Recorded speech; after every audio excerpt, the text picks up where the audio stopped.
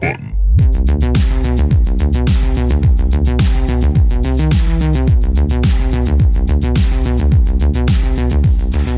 So remember when we were all talking about that their Halo before? Mm-hmm. Yeah, it's coming out. It's delayed. Coming out this year. Literally, Microsoft's entire summer of promotions for their flagship new console is now not going to be ready in time for launch. So, obviously, COVID is likely to blame here upon reading their statements. But I'm going to say that COVID is likely to blame, but also... in like an E3 sense? There's some stuff behind the scenes of that game that make me think that it was more troubled development than yes. usual. That's I was going to say, now you can just wait till next year to be disappointed instead of being disappointed. Yeah, I got one more year without a mental breakdown. Like it is a little hard to believe that was the only factor in this game's like lengthy fucking tale of. Well, also the internet reaction to the graphics probably didn't help. I'm sure they're got to go back to the drawing board on that one. Your Craig meme, but yep. Hey, that's 2020's Wall Guy, man. What's Wall Guy? You don't know Wall Guy? No. That was the first screenshot leaked of what graphics were to look like on the Xbox 360, but it was a really shitty, out of context grab of Perfect Dark Zero. Oh. We all know how that game ended up looking. Yeah. Fantastic. So it's like the best Perfect Dark, some might say. None might say. I would say that. Yeah, it's way better than the original. But yeah, that screenshot was passed around quite a bit in early 05 and hurt the initial impressions of the capabilities of that console in some significant ways. And, until Microsoft was ready to kind of show that stuff off themselves, where shit did actually look pretty good. Like seeing Call of Duty 2 and like Peter Jackson's King Kong at launch and stuff. Those are good looking games. This is also a good transition into our episode. Peter Jackson's King Kong and Perfect Dark Zero are probably the two best games of that whole generation, if I'm being completely honest. Peter Jackson's King Kong was cross-generation. It was, because I had the GameCube It was on version. the Xbox and GameCube and stuff, too. Perfect Dark Zero, though. Couldn't do that on an Xbox. No. You see that lighting? Everything was so shiny. You should look up Wall Guy, though. It's a pretty stupid picture. I don't have my phone on me. Okay. It's basically, it's like a third-person guy up against the wall like this, but he just looks kind of dumb. I mean, the art direction in that game is so bad that's probably more of what did it for people than the actual, like, fidelity of... Oh, yeah. I see Wall Guy. Yep. Okay. Yeah. Remember Wall Guy? It looks like an Xbox game. I'm not going to say which generation, but it looks like an Xbox game. I mean, Perfect Dark Zero began development as, an N64 game and then a GameCube game. But for the majority of the time, it was an original Xbox game. So, well, there you go. But why does it control like shit?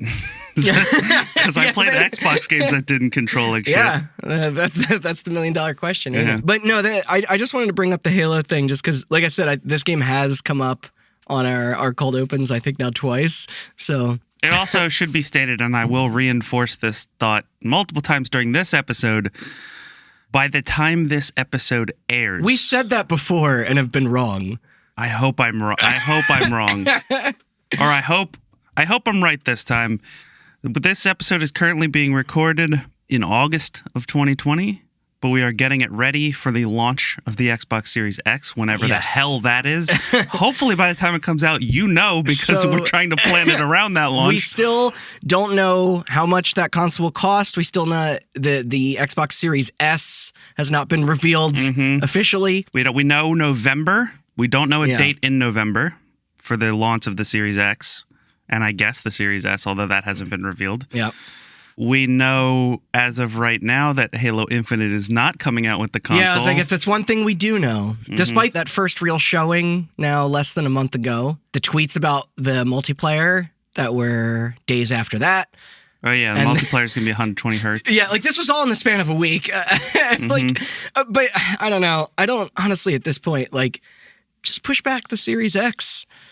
I actually don't think it's a bad idea. Like, you wouldn't want to launch a Nintendo 64 without Super Mario 64. So I'm going to say, man. Stop trying to top what doesn't need to be topped. Yeah. I don't give a shit if the multiplayer is in fucking come all hertz. Is it better than it is now? It doesn't need to be better than it is right now. I don't know. My monitor is come all hertz, and oh boy, I'm clicking heads like left and right. You know what I'm saying? Yeah. I just don't think Assassin's Creed is going to be enough. Valhalla? Film. You want to be a Viking? I don't give a shit. I'm going to save some of my thoughts on this cold open until the end because I have the whole thing about the launch of the Series X in the end. They're still making Assassin's Creeds? How many cultures are left? They had to have done them all by now. Yeah, they're running out. No, of the one settings. they didn't do is Japan. Yeah, that's because everybody else has got that covered. You know, the culture of famous for its assassins. Well, we were. I think me, you, and Andrew. It's like no, we're bypassing Japan this year, 2021. Assassin's Creed, Cornstalk, Wyoming.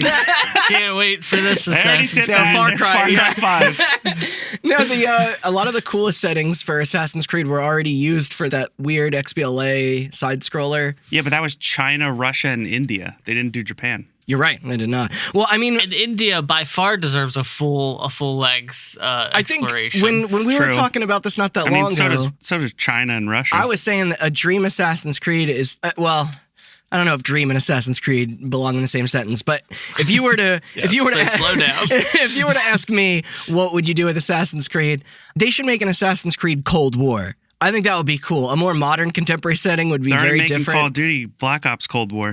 Yeah, they are. No, but like a mouthful. Wasn't that the first one? No, that was just Black Ops, but it took place in the Cold War. Yeah. But this one's Black Ops Cold War, but we don't know when it takes place. There's multiple Cold Wars. If you were in the same room as me, I would attack you right now just for saying that sentence out loud. No, but that's the thing. Assassin's Creed that was an era of espionage and assassins, and you could do a lot of cool alternate history stuff that they like to do. They should make an Assassin's Creed where it takes place in the future, like what they started. Hungary or Turkey in the 1910s. You have to assassinate Franz Ferdinand. Yeah. Start World War I. And then one of the missions, they put their stupid boat thing in there. You have to sink the Lusitania. Holy shit. Well, what about Assassin's Creed where they shrink you real small and you're just in a grocery store? They did that thing. They did that thing in Unity. Remember in Unity, you just randomly teleport to World War II? Yeah, that part was really cool. And you're on the Eiffel Paris? Tower? Yeah. That was awesome. They should do a World War II Assassin's Creed. It would be great. There was also a lot of espionage in World War II. Yeah, way more than Viking times. Now, Vikings were a very secretive society that did everything very stealthily and didn't just run into villages with axes and burn them down. Just weren't notorious for raping and pillaging for just generations. Yeah, but they're like the hot-ish now in video games, so what are you going to do? It's true. What happened to Skull and Bones? Is that pirates were big for a little while? I don't know. We're over pirates now. Yeah, I guess so. Yeah, pirates are dumb. Pirates can be cool. Not anymore. All right, question that none of us probably know the answer to. Okay. Is Assassin's Creed Odyssey, that's Greek, right? Yeah. Yes. Okay. Yes. So we do know the answer. So then do Roman. Is there a mythological? Yeah, you could reuse some art assets for that. Yeah. I think Jason played Odyssey. I wanted to ask him, is there like mystical stuff in Yes, it? there are. I'm not sure what Assassin's Creed is doing. No, I know. There's supernatural stuff in Origins as well. There is. There's a lot, which makes sense, but in that, I don't know what the fuck they're going to do. I guess you could do it with the Vikings too. God of War did it, but they did the God of War approach where there's a lot of interactions with the gods. Yeah. In those games because, Egyptian and Greece both really into religion. Do any of those games have future stuff at all in them? Mm-hmm. Are they going to finish that for Heather? You play as lady whose name I forget. Oh. And she's like the new Desmond. Like Origins, Odyssey, and Valhalla are apparently a new trilogy where you play as her instead of Desmond. So does that mean after this one they're going to make another movie? Yeah. I hope so. We need to do an episode of that fucking train wreck. I mean, if we ever do another commentary, it's going to be Final Fantasy Spirits Within, but it is on the list. It is on the list because holy shit, that movie's bad. I think maybe the three of us can make watching that film not fucking boring. I don't know. I already watched it with you once and it sucked. I know. You didn't help at all. That was like shocking. Yeah. Michael Fassbender deserves better. With our friend and listener, Andrew. We also saw it with him and all three of us. Oh, yes, yeah. It was very cold out because it came out in December, and we just sat in the cold and went, but why? For like an hour after we got out of the theater. Was that a MoviePass flick at least? I think so. Oh, I just hope we didn't pay for it. No. I hope that now defunct organization fronted the cash. What do you mean defunct organization? I am personally looking forward to the Division movie starring Jake Gyllenhaal. Oh, no, I was talking about MoviePass. Whenever that comes out. Oh. Excuse me? Yeah, that What did you just say? No, that's real. He didn't he didn't Mad Libs that up. No, I didn't make that up. They're still working. They're still working above COVID, you know. Just don't do that to my. But by the time, don't do that to my boy Jake. I love him. He was already in one Ubisoft movie. Yeah, I never saw it. It was probably one of the better video game movies. So it was bad. Yeah, but still, best video game movie, Mario Brothers. It's true. Hands down. Yeah, I stand by that. All right, sorry. So this all brings us to our topic for today. This is it. The third chapter. Wow, we're talking about it? The third chapter, if you will, of some of the most beloved episodes of our podcast show, from the batshit beginnings of the original Xbox to the massive success of the 360, despite that one hiccup. I say now... Perfect Dark Zero. Yeah. I say now that this generation is coming to a close, that it's time we get deep into honestly one of the craziest string of events in recent memory as far as like games go. At least products of this fucking scale anyway. The Xbox One, or as the... We already did that one. It was episode 6. Or as the press Got the name statements joke out of the way right away. like to call it, the all-in-one games and entertainment system from Microsoft. The hugely anticipated follow-up to what is inarguably one of the most important home devices ever, and boy, did it have a little bit of a rough go at it the gate. So what exactly went wrong back in 2013, leading up to that confusing launch against the PlayStation 4 powerhouse that fall? Most of us then probably very much remember the bizarre messaging, if we could even keep up with it, that is. Backpedaling from reps, contradictory reports, throat stabbing from the competition. These were all common themes surrounding the initial narrative. Not many, however, likely know the full story of how those decisions, as well as those changes after, came to be. It's a tale of rebranding and corporate shakeups as our lovely host runs us through the development and launch of the third Xbox. I'm trying to make it like... The Xbox One. Yeah. No, the Xbox 3. Yeah. 6? No, wait, what? 7... The Xbox :1. Yeah. That's spelled out. That's not it. Yeah. Xbox One spelled out. The Xbox One with the numbers, the original Xbox. They released a PS1 that was spelled out. Yeah, I had it. Had Did a you? screen on it. I played a lot of Spyro on it. It's cool. That thing was cool. Yeah. Welcome to Hot Button, everyone. I'm Randall Beatrice, here as always with Austin Blakesley Yep. and Chris Anantuano. Hey. I've gotten into Hold on. the habit of saying I'm recording this on my Xbox and the internet goes out. I gotta hurry up and plug it back in before a machine gun comes out of the Xbox and kills me. Don't worry, it'll lag up anyway. It's fine.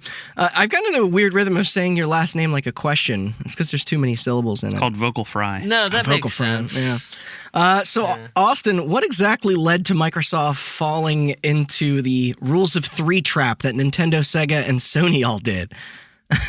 And also, just a heads up, this story is going to be real fun for me and Chris to chime into with you, by the way, because all three of us. Yeah, since I believe, we were all right there in the early days of the all-in-one games and entertainment system from Microsoft. I know me and you, Austin, went out to grab a couple at midnight together. Mm-hmm.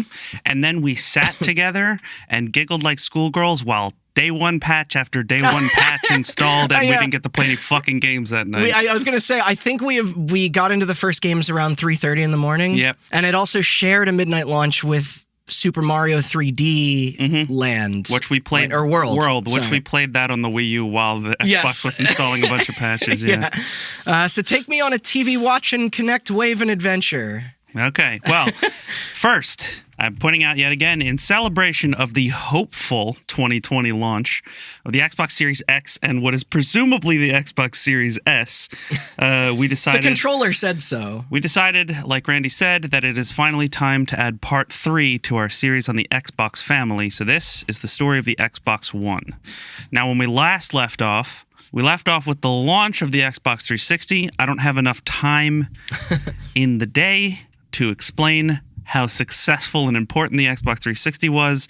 It sold something like 80 or 90 million units, and Xbox Live was a huge success. Yeah, I think we may have gotten to this a little bit in the previous episode, but eventually the PlayStation 3 did outsell the Xbox 360, but 360, 86 million, PlayStation 3, 87.4. Yeah. Okay. Just nudged it was out. But the 360 was way more profitable in terms of subscriptions, game sales, accessory sales. Yes. Yeah. And the Big PS3 hit is for still Microsoft. junk, no matter how many there are. Yeah. And it could play Skyrim and BioShock without Deleting your going save. to single-digit frame rates. Yeah. Okay, so we are going to go back a few years from the Xbox One's launch to 2010, when Microsoft... Year of the... What happened in 2010? Microsoft introduced a little-known device. Oh, no. Don't say it. Called the Kinect sensor for Xbox 360. He Now, said it. I'm not going to get too far into the Kinect for 360. That, I think, deserves its own episode. I agree, yeah. But it is a very big part of the Xbox One's story to include the Kinect because a lot of these fumbles have to do with the Kinect. For sure. Now, the Kinect did better than most stupid gimmicky devices of that nature. It did way better than the U-Draw tablet and the PlayStation Move controllers and shit like that. People camped out for that shit. Probably the only thing I can think of that is like an add-on gimmicky device like that did any better would probably be PSVR, maybe. Right, yeah. But Yeah. Kinect did really well. Yes. And a lot of people were very into the Kinect. Yeah, duh. Everybody wanted to play Minority Report on their fucking with their television. That's all they wanted. You remember that Intel game that was free for the Kinect? Discovered? Intel Discovered, where LMFAO was in it. And Chris Evans. And who else was in it? I forget. A lot of people. What a piece of shit the Kinect was, huh? Anyway. No, the only good games are made by Harmonix. It's fine. It's true. That is when earliest reports of development for a new console, successor to the Xbox 360 start to pop up, at least in my research. Mm-hmm. Like I said, Kinect came out in 2010. Reports of a new console started appearing around May of 2011. No name was given to the console, and it wasn't officially announced, but, leaky ships... Leaky sync screen doors, linky lips, sync subs.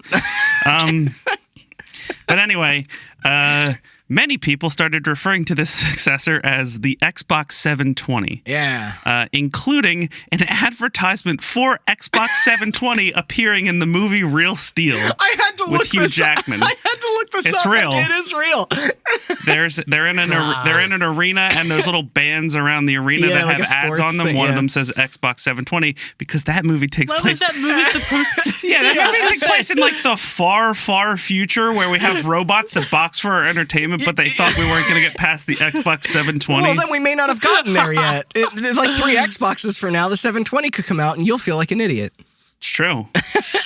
It has the logo of the 360, though. Like, it's the X of They should call it the Xbox 900 and then put Tony Hawk on it.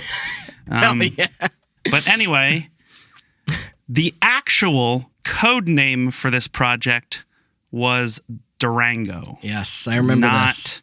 Not Xbox 720. It was named codename Durango. Now, this is going to be a little unlike the Xbox and 360 episodes because development, as much as I said about the loose lips and sinking ships and whatnot, development on the Xbox One is actually kind of a quiet thing. I don't think there have been many exposés on the Xbox One's development, and it was such a bungled mess. I don't think anybody's allowed to legally talk about it. Yeah, there's NDAs that are never going to expire. Yeah, exactly. No tell-all fucking book is going to come out. We do have a couple early developments through some leaks that did happen. Okay. In January of 2012, sources told Stephen Totillo of Kotaku that the new Xbox would feature a Blu-ray drive. Not wrong. But disc size wouldn't ultimately matter, as games would be installed to the user's hard drive, and every game would be tied to the user's account, allowing for cloud access to all media, games, and movies. But more importantly, this would be used as an anti-piracy measure. Wow. And this would also require the system to be online for users to access their libraries. This started that far back, huh? Mm-hmm. All right. Microsoft responded to Kotaku with the following statement. As an innovator, we're always thinking about what is next and how we can push the boundaries of technology like we did with the Kinect. Well, we believe the key we believe the key to extending the lifespan of a console is not just about the console hardware, but about the games and entertainment experiences being delivered to consumers. Beyond that, we don't comment on rumors or speculation. That classic line. Yes. Could you imagine if they delivered that in a room? Like, we're trying to innovate like we did with the Kinect, and then they'd just be like, it's just like a awkwardly silent room. Oh man! Well, if anybody wants to have a good time, look up the initial. Was it E3 2009? I forget, or maybe I'm just posting some related pictures. Oh wait, hold on! Don't bring that up because that is going to come up. Wait, is it actually? No, it's going to come up if we do a Kinect episode. Oh, you're right. I met that dude. You did, but I just more mean the. It's almost like first one's just a picture of Hugh Jackman boxing a robot. I just wanted to point out how fucking stupid that movie was. That needs to make it in there. Yeah. The thumbnail, I mean, it's just going to be like Hugh Jackman knocking out Chappie or something and have nothing to do with the Xbox One. No, but yeah, initial tech promises are always great to go back to. And we'll get to a couple of initial tech promises in a bit. Okay. Not for the Kinect, but for some other stuff. Not far off from like the Wii and Wii U stuff. But right? We're going to move forward to June of 2012, another leaked document, this time posted by Mitch Dyer of IGN. Oh, we met him. Yes, very nice man. Yeah, big Rock Band fan. Yes. Showed new features for the Xbox One that included an updated Kinect sensor that would be bundled with the console and a virtual reality heads-up display set of glasses given the codename Fortaleza. What? Fortaleza is I don't have this written down, but I believe it is the capital of a city in South America, as was Natal, which was the codename for Kinect. For Kinect, yeah, Project Natal. So we obviously don't know a whole lot about Fortaleza because it never came to be, but I'm assuming that's what turned into the HoloLens. Yes, which is still not available to consumers in a commercial sense, which they've showed that at E3, Jesus, what was that now, like 3 years ago? Yeah. That guy made Minecraft on a table. Yeah. That was such a cool demo. It really was. For doing that. No, it was very cool. And then they're like, yeah, you'll never get to actually do this. What if you don't have a table in your family room? Then you just make Minecraft on the floor, dude. All right. But anyway, both of these... Wait, that's not the feature I know. There was not a part in Real Steel where they were playing Minecraft without a table. The tech hadn't gotten there yet. It's only near future. No, eventually the HoloLens helped to develop boxing robots, and then they got rid of it because they had boxing robots. That's a better use of their resources, really. The important part of both of these leaked documents, however, was that development kits were in production and that developer kits were getting out to developers with an estimated release date of late 2013. They hit that. There were a couple of additional leaks of developers who we still don't know the names of, showing their PC towers with a sticker that said Durango on the side and then booting up to a rudimentary Xbox dashboard. Okay. That still kind of looked like the 360 one, but... The blades? No, not the blades. The NXE, remember that? Oh, yeah. But in 2013... one rumor in particular caught everybody's attention, and in 2013, it sure did. These rumors were ramping up, leaking left and right that the new Xbox would be a, quote, always online console, which, if anybody has any familiarity with the games industry and the people that give them money, you'll know that this angered consumers greatly. They don't like anti-piracy measures. They don't like... having to be online. They don't like purchases being tied to accounts. All of this is hilarious to think about now because the market was moving in that direction anyway. Like, to think in 2013 that this was like a huge point of contention. Yeah, I mean, I've said it before and I'll say it again, but actually having disc purchases tied to an account, like... This is the PC route. This is the nature of me aging into an adult at just the right time where now I don't sell back games because I have income to buy them right, with. yeah. But like, and games retain their value. I would like to have discs and also not have to put those discs in the console to boot the game up. That would be cool. I mean, my impression of this rumor when it spread around was like, I thought that Xbox One games were going to have CD keys, similar to... It's more or less what it was. Games, yeah. But just a simplified version of that where you don't have to actually type in a code. Yeah. But couple that with the fact that the Sony console, the new Sony console, the follow-up to the PlayStation 3, which I believe at that point was already called the PlayStation 4, because Sony's just not hiding this shit. They don't need, they don't need code names. Yeah. What if instead of the PS5 they were just... honestly, this one would be the one with the weirdest fucking name if they did decide to name it something strange. They do weird names with their offshoot stuff. Like yeah, the like Vita, the PSP and the Vita had, yeah. Yeah. What was that fucking called? The Vita was Project... I forget what the code name for the Vita is. Look it up. Yeah. But I know... we'll get to a couple, but I know the PSVR's code name was Project Morpheus, and later on we will cover Project Neo. Big Matrix fans over there. Yeah. What? Oh, who? Nerds? No, just anybody. But Sony had stated that their console would not require the internet. They simply strongly recommended that you keep it connected as much as possible. I mean, the majority of their base was probably already doing that with the 360, sure. right? Yeah. That's what always confused me. I was like, well, you know... this is kind of the way we're going. Well, yeah, I mean, there's literally games that don't function unless you're online. Like, so much stuff is stored client-side now that even... All right, well, let me get to the actual reveal, and we'll talk more about the merits of the system. But first, April 5th, 2013, things came to a boiling point. Adam Orth, creative director for Xbox Game Studios working on an untitled release, took to Twitter to combat fans on their disdain of this always online system. And here are some of the highlights of that Twitter dispute. His initial tweet: "Sorry, I don't get the drama around having an always online console. Every device now is always online. That's the world we live in. # deal with it." Hold on, sorry. I hate to interrupt, but the PlayStation Vita's codename was Trinity. Right. I knew the fucking Matrix. I knew the Matrix was involved. That's weird. And I think the PS5's codename is Matrix Revolutions. That's a weird codename, but no, the PS5's codename is just the Red Pill. But back to our Twitter dispute. Yeah. So we have they really wrote # deal with it. # deal with it. Where they're like the sunglasses gif. No. When users disputed him on that fact and pointed out that the internet sometimes goes out, he said, "So what? Electricity goes out too." Not doing a good job diffusing these questions. No. When users pointed out that he lives in affluent areas such as cities like Seattle and LA and stuff like Places known for having good internet. Places known for having good internet. Mm-hmm. And a lot of people live in rural areas where they don't have good internet. This is still a problem now. And that maybe he should try living in a rural area and saying that everything is always online. He responded, "Why on earth would I want to live there?" What? Dude, what the fuck?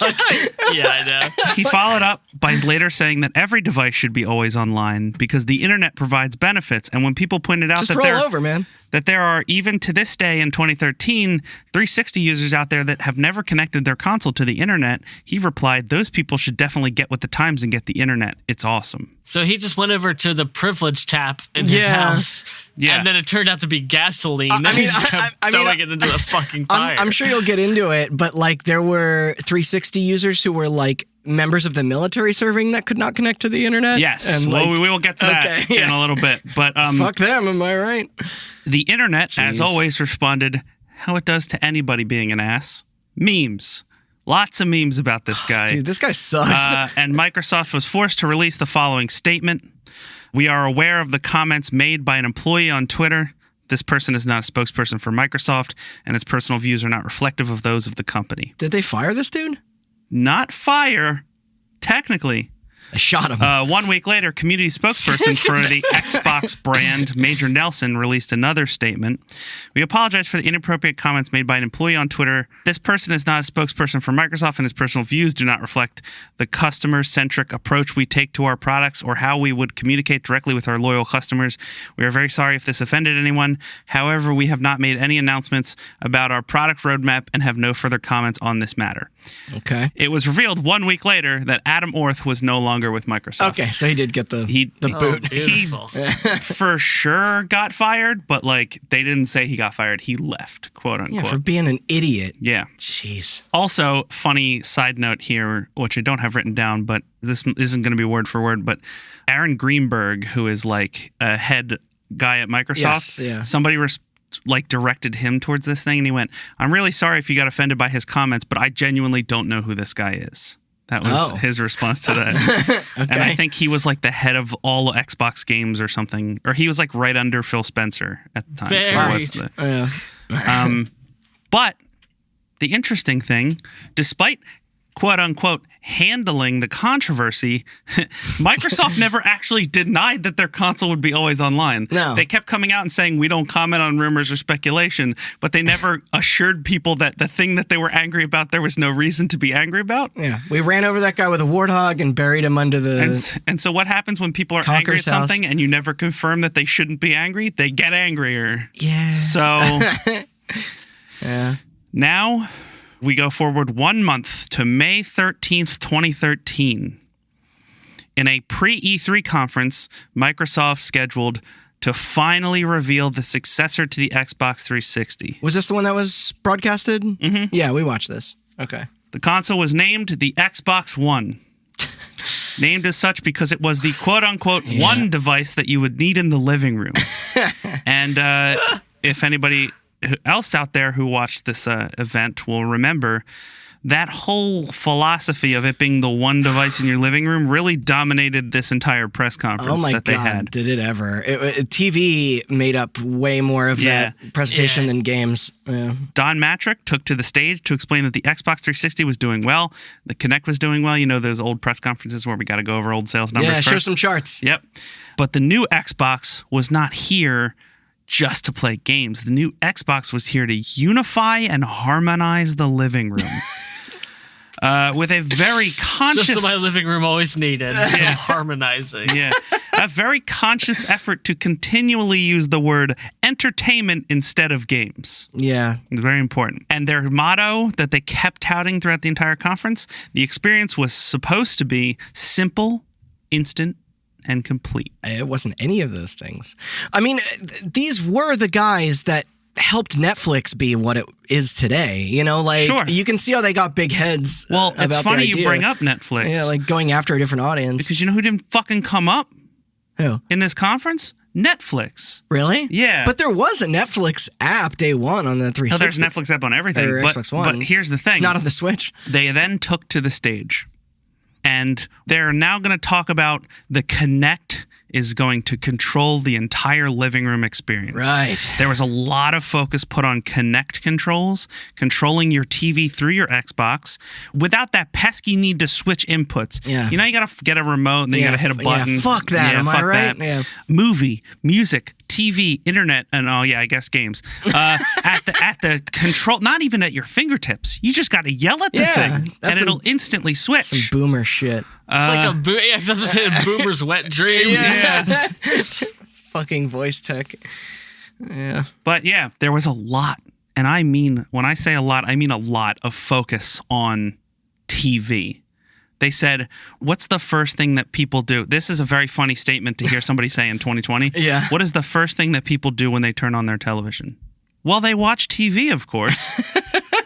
This is 2013 when Netflix is taken off and like Hulu is a thing. Yeah. Amazon Prime Video is taken off. Like, I know.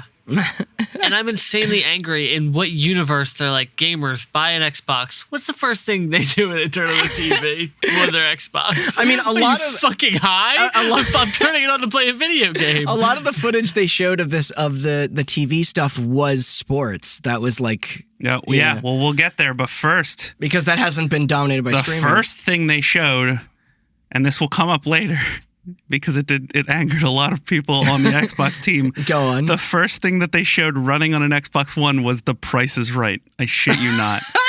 It was Drew Carey's The Price is Right.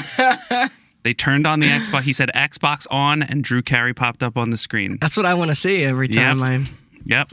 Yeah. There was a whole lot of stuff. If it was the Drew Carey show, then I'd feel a lot better about it. That wasn't around. Nobody's airing that in 2013. But there was a lot of focus on making TV easier. Like I said, there's a port on the back of the Xbox One that you can plug your cable box into. Yeah, and then it's HDMI through? HDMI in. Sorry. It's not through. It's very specifically not through. By the lag, I guess. Well, no, it's not through because you can't. Through means, so for those of you out there, a little tech lesson, when somebody says HDMI throughput or USB throughput, what that means is that the device will work whether or not the device it's being plugged through is on. Oh, so it's just phantom powered, I guess. No, it's not. That is, yes, but the Xbox One specifically wasn't. You had to have the Xbox One on to watch cable. Oh, right. Okay. Because if it had HDMI throughput, which a lot of people asked for, you could turn on your cable box and turn it on to the Xbox One's input and not have the Xbox One on, and it would still show the TV, but you had to turn the Xbox One on to get the TV to work. Or if you're like me, I would just run other devices through it in 2013 at the time. Yeah, I remember when you played your fucking PS4 through, and it gave me an aneurysm because the input lag was so bad. It worked for it worked for like a desktop computer for watching shit, but you think it worked. Some of us have 144 hertz monitors and can't deal with input lag. Millisecond response times, dude. Yeah, that's why you're so good. Yeah, I'm great at games. But yeah, we have this guy going out there and saying, Xbox, show me Price is Right. Xbox, show me football. Xbox, I want to play Forza. What's the crossover of Price is Right audience and Xbox owners? Right. Xbox, play Deadmau5. I remember that. Deadmau5 was also featured heavily. Yeah. But next came a focus on the additional features, including the Snap feature, which allowed users to have two apps open at once. The way they demoed this was they started with a Skype call between the lead of the Xbox sports team, which was a thing that we all learned at that conference that existed. Skype also, who Microsoft bought a couple years prior. Yeah, Skype, the best video game the best video communication app on the market. Dude, Skype sucks. Then we transitioned from there to live sports. We transitioned from live sports to fantasy sports, being able to snap your fantasy scores on the side while you're watching football. Of course. Then we have our TV guide system where you can see what's on, you can see what's trending. We also have trending media. There's a trending tab, like Twitter. You ever use Twitter? It's while I'm watching TV? It's like that. No, I just mean like you're like, I want to watch a movie, but I don't know what movie I want to watch. Let me check what everybody else is watching. I want to beat up that person. That's the best way to watch a movie is to go with the general public. Way to go. And then once I'm ready to watch that movie, I would like to watch it on a small sliver of my screen instead of the entire thing. That's how you all watch Bird Box, you fuckers. Yeah. Do you know what I'm so confused by? This. Hey, we spent a generation garnering a gigantic gaming audience on one of the best gaming consoles of all time. Let's just not anymore? Oh, well, I was about to say. They were like, yes. Where's games? Was that last? Yes. Games, Randall, you won't have time for games when you're snapping your Deadmau5 concert next to jerking off to Price is Right. While tweeting about it. Next up, we have an actual important bit, hardware. We have an x64-bit architecture, which, to those of you out there, is the same architecture that your Windows PC runs on. Therefore, it'll make porting games between PC and Xbox easier. That's true. 8 gigabytes of RAM, a better Wi-Fi chip, and get this, you all can confirm, we all have Xbox Ones. Okay. Near silent operation. It is quiet. The Xbox One, the original one? I have an original one too. So, like when I launch Overwatch, sometimes it goes... Hey, Chris, they said near silent. They didn't say silent. So I was talking about my One X is very quiet, but no. The S was also quiet. I mean, they all have external power. They didn't want any red ring stuff to happen again. Well, I mean, the Xbox 360 also had external power. That can stop it. Oh, I guess that's true. Well, I don't know. I mean, like, theoretically, I do want to point out that, like, the snap feature was not the worst idea in the world when it was utilized correctly. A lot of these features were not the worst idea in the world when utilized correctly. I do remember playing that really shitty Ubisoft Tetris game, Snapped, while in the background, like, watching stuff. But, I mean, this was 2013. At this point, we all had 2 screens anyway with phones and so that's tablets the thing. and stuff. Like, the double screen experience was such a huge... This is 2013, right? Yeah. And we'll get to the double screen, quote-unquote, double screen experience in a minute. Yeah, some launch games had that shit. But... Remember the Division and Dead Rising? If I want to check fucking Twitter, I'll use my phone. It's way faster. If I want to check my fantasy scores, I'll use my phone. Yeah. It's faster. And it doesn't lag, and it doesn't make the screen smaller. Yeah. Like, it's a neat feature. What if you're a boomer and you want to see which one of your favorite racists are about to say something about Obama while you're watching Price is Right on your Xbox? They did bring up using the Snap feature for interactive television during sports, the Oscars, the Emmys, the Grammys, all of my and favorite political television. Debates. What? Yeah. Wow. The only... I remember watching... This is 2013, right? So. This is 2013. I remember watching the 2016 presidential debates on an Xbox One, and there was like questions. They were like, "Hey, you think Trump's right?" And it was like 99% said no, and then that turned out to be wrong, right? Because he's president.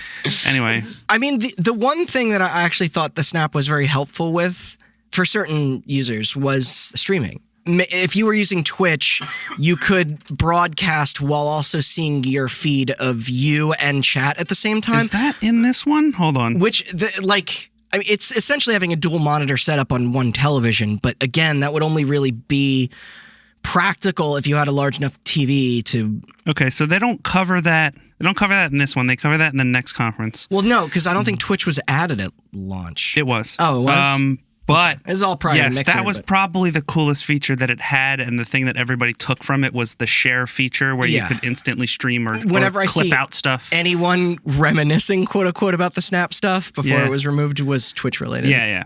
Or streaming related. Okay, we have 3 operating systems on the Xbox One. Ooh. One is used to run games. One is used for dashboard and media features, and there is one in between layer to help for instant app switching. Define instant. Like a split second, like a snap. Uh-huh. Why didn't it work? Yeah. I don't know. Okay. Because it turns out... Every time you want to look at achievements, you want to wait like 3 to 4 minutes. When you tell a developer, hey, we have 8 gigs of RAM, we want you to save 2 of it so that people can also watch The Price is Right, they tell you to go fuck yourself because we're trying to make the best game we can, and we don't give a shit if it takes 10 seconds to switch to The Price is Right. We want Lara Croft's hair to look good. Fair enough. That's kind of the issue, was that in order for that instant switching to work, they had to reserve system memory, and I'm pretty sure, I don't have a date written, but after launch sometime, they definitely abandoned that feature. Right. And they definitely, almost immediately gave that RAM over to developers because we'll get there, but that was a problem. But yeah, we also have a new Kinect sensor, and this new Kinect sensor has its own onboard processor for better switching, which the 360 Kinect did not. 360 Kinect used the Xbox 360's. You got to use that tracking to see ghosts. No. You use it to box. I think that's what they showed a guy boxing, and it was like, here's what the tracking looked like on the 360 one, and here's what it looks like on the Kinect one. And he was like ducking and weaving, and I was like, it didn't do that, but sure. All right. And then next up, our new controller. Possibly the best feature of the Xbox One, the new controller. Oh, yeah. Yeah. No, it's a good controller. It's a great controller. Absolutely. I think it's probably one of the best gaming controllers ever It's only been improved upon to be miles ahead of I think the Xbox One Elite controller is probably the best controller ever made. Fucking A. It's so good. They're so comfortable. The design is just brilliant. Yeah. They knew what they were doing there. Yeah. And finally, Xbox Smart Glass for using on your phone or tablet to interface with your game. I think do I still have this app on my phone somewhere? Smart Glass is not an app anymore. Oh, it's not? I think they got they folded Smart Glass into the Xbox app, and then they redid the Xbox app 7 times. Okay, never mind. And they're about to redo it again. But did you use that much? I used it once. Did it work? We will get to what I used it for because it comes up in the next thing. All right, so tell me about video games. Yeah, tell me about this. Okay, so Next Hot up, Button is about entertainment. We're talking television, movies. Next up, we have music. We have no Nazi robot Andrew Wilson, CEO of EA, with his evil-looking haircut and his dead eyes, comes on stage to talk about how we're gonna get. Not only are we gonna get Madden, but we're gonna get FIFA. We're going to get UFC, and we're going to get NBA from EA Sports. And then we get a fake trailer that doesn't look anything like those games look like at launch. Because it turns out when you make a sports game, you have a year to make that sports game. And whether or not you switch it to the fucking EA Ignite engine, it's still the same thing as the 361 with just a little bit better graphics. But So what else? Okay. So after EA, we then have Phil Spencer coming on stage, the shining light in the dark Xbox brand. Yes. Coming on stage to talk about our exclusives. We're going to talk about Forza Motorsport 5 for a little while. Got to show off those cars, see how round those tires are. Yeah. But we'll learn more about Forza Motorsport 5 at E3. And then we're going to have Quantum Break from Remedy. That was that early. Mm-hmm. But we're not going to see gameplay of Quantum Break. No. No, it's going to be the other half of it, isn't it? We're going to talk about the TV show that's going to come packaged in with Quantum Break. Yeah, like the discount fringe. The ultimate media experience. Of all the video games in the world, it makes the most sense that this was revealed here, though. Yeah. Absolutely. And it's a Microsoft, Microsoft game. So we got 2 games, right? So let's get back to TV. Do we have So we're going to talk about personalized, interactive, and social television. One of those games was half a TV show anyway. The first project, we hear the lights go down, and we hear that music. Oh, and little Doom. And little 23-year-old Austin just starts shitting his pants, and then Don Matrick comes on stage and goes, "Y'all like TV, right?" And then I just throw shit at my television, and I go, "No, I do not like TV, sir." That's right, a Halo TV show. Wait, what was this called? It was like Nightfall. Wait, we do have a game for you. Halo Spartan Assault. Right. Yeah, the dual stick fucking shooter. Oh my god! No, what was this called though? At the time, it was just called Halo the TV show. Okay, and it did have a name. There's Halo Nightfall, but I don't know if Halo Nightfall is this. I don't know because multiple attempts. Guess who shows up to talk about this? Well, first we have Don Matrick, and then we have Bonnie Wright, I believe her name is. No, that's the chick from Harry Potter. Whatever, Bonnie something, head of 343, to talk about the Halo aspect of it. But then how are we going to talk about the television aspect of it? That's right. Mr. Steven Spielberg. Boomblocks' very own. Yes. Wouldn't it have made more sense to have Peter Jackson, who was supposed to actually do the Halo movie? No, Steven Spielberg was a producer on the TV show that they're talking about. No. Well, he didn't produce District 9, so whatever. Right. No, Neil Blomkamp should have been there. And what the fuck does Steven Spielberg know about Halo? What's it, got a ring or something? Well, I'll do it. He produced Medal of Honor 1. He pops up on the screen and he goes, "I like video games. I remember playing Pong." Oh my god, I've seen that clip. Also, absolutely no mention of the fact that the game based on his movie practically almost destroyed the entire industry. But, we won't cover that. But either way, he goes, "I'm very excited to work with Halo. I like the Mr. Chief a lot, blah, blah, blah, et cetera, et cetera." The Mr. Chief? I think we also get J.J. Abrams pops up and is like, "Really? Congratulations, Xbox." At one point, but I don't have that written down because I don't think he was promoting anything. It's like no game developers. It's like these directors. They did use Star Trek, J.J. Abrams' Star Trek, to promote like the 2009 one. Yeah, like the movie aspect of because his movie was in trending, which would not have been in trending in 2013 because it came out like 5 years before that. Right. But I guess 4 years before that. But I don't know what Into Darkness was. Then moving on. Back to our old friend, sports. Put Phil back on. What's this bullshit? This time, we have an interview between Don Matrick and known shithead Roger Goodell, commissioner of the NFL, to talk about fantasy football integration. And about how head injuries aren't real. It's literally I swear to fucking God. Anybody who's watching the Xbox press conference is not watching it because they play fucking Madden on the Xbox. Or fantasy football. Interested in fantasy football. Like, just read the room. Yeah. But have any sort of touch with reality. Yeah, but this is bad. But it's literally Don Matrick and Roger Goodell talking about the future of watching football in a locker room, and then it just cuts to them walking across an empty football field, continuing to talk about football. It's the worst fucking video. But that all ends. It's time for a showstopper. And it's time to talk about more games. Well, game. That's right. When you think Xbox, what game franchise do you think of? Viva Pinata. That's right, Call of Duty. Call of Duty Ghosts. Yeah, one of the worst mainline Call of Duty games. Yep.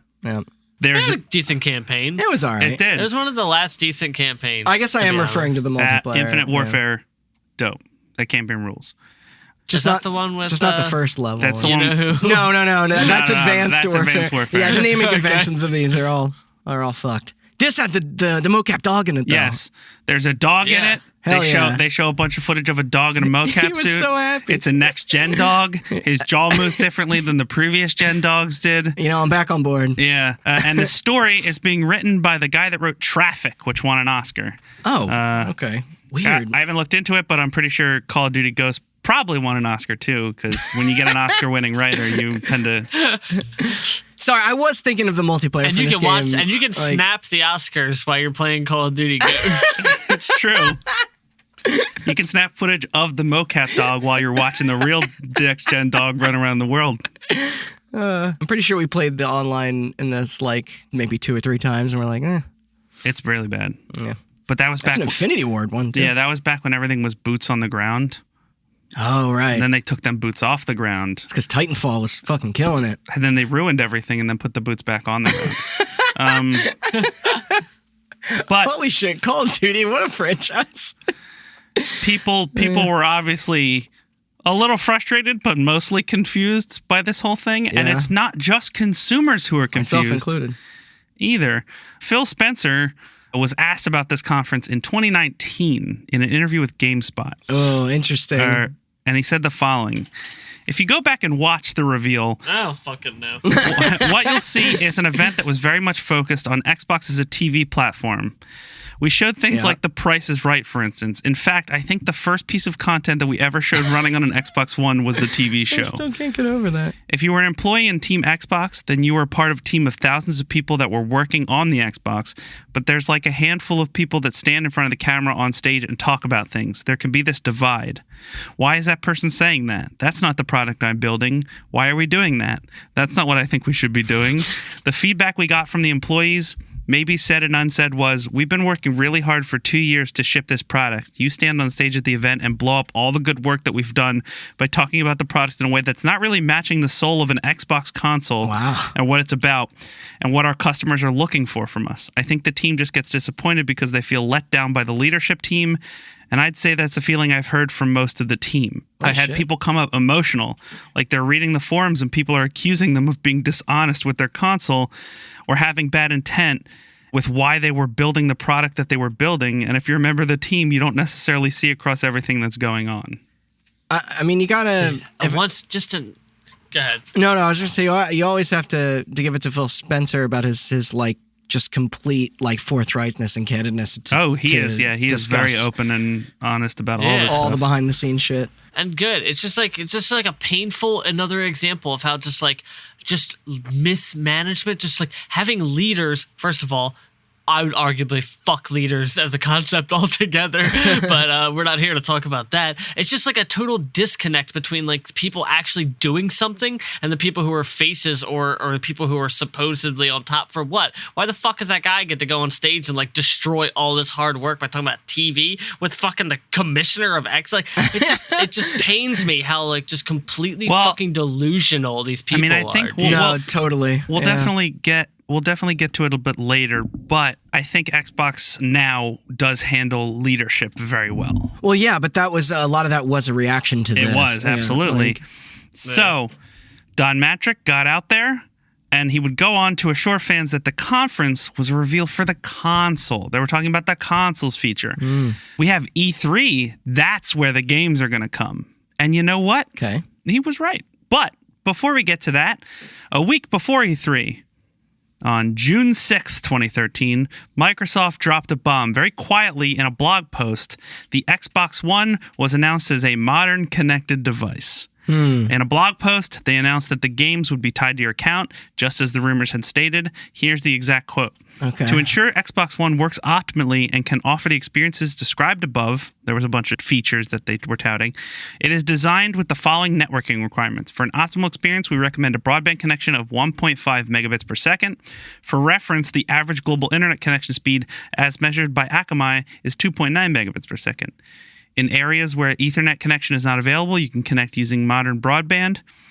And while a persistent connection is not required, Xbox One is designed to verify if system application and game updates are needed and to see if you have acquired new games, resold or traded in or given your game to a friend. Games that are designed to take advantage of the cloud may require connection constantly.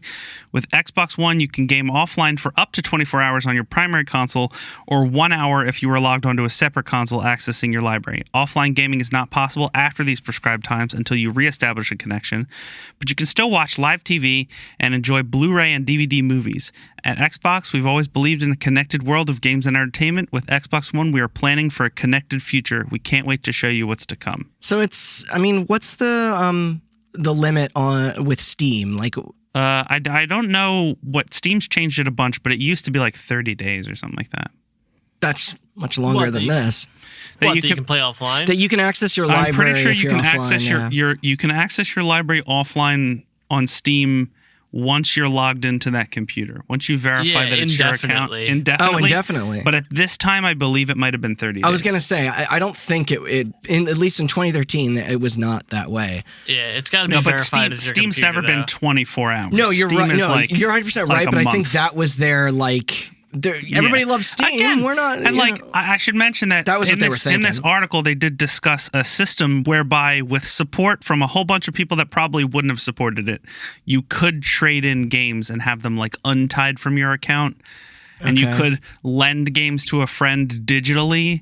And there was all this weird stuff that didn't make a whole lot of sense because nobody had ever done it before. But if they did it right, it could have been cool. I mean, that's the funny thing about a lot of console reveals is there is usually a promise of features that never really fully are implemented. But even if people respond to them negatively, theoretically, if this console was what they meant it to be, they could have had some neat shit. But if they had just had a little bit more faith, the messaging was so poor. If they had just had a little bit more faith in people and made the timeline a week or even a month, it could have been so mitigated so much. Yeah. Because 24 hours is just not enough time to be for instance, when I went to Sweden for work a couple of years back, I brought my Xbox One with me because Titanfall 2 had come out.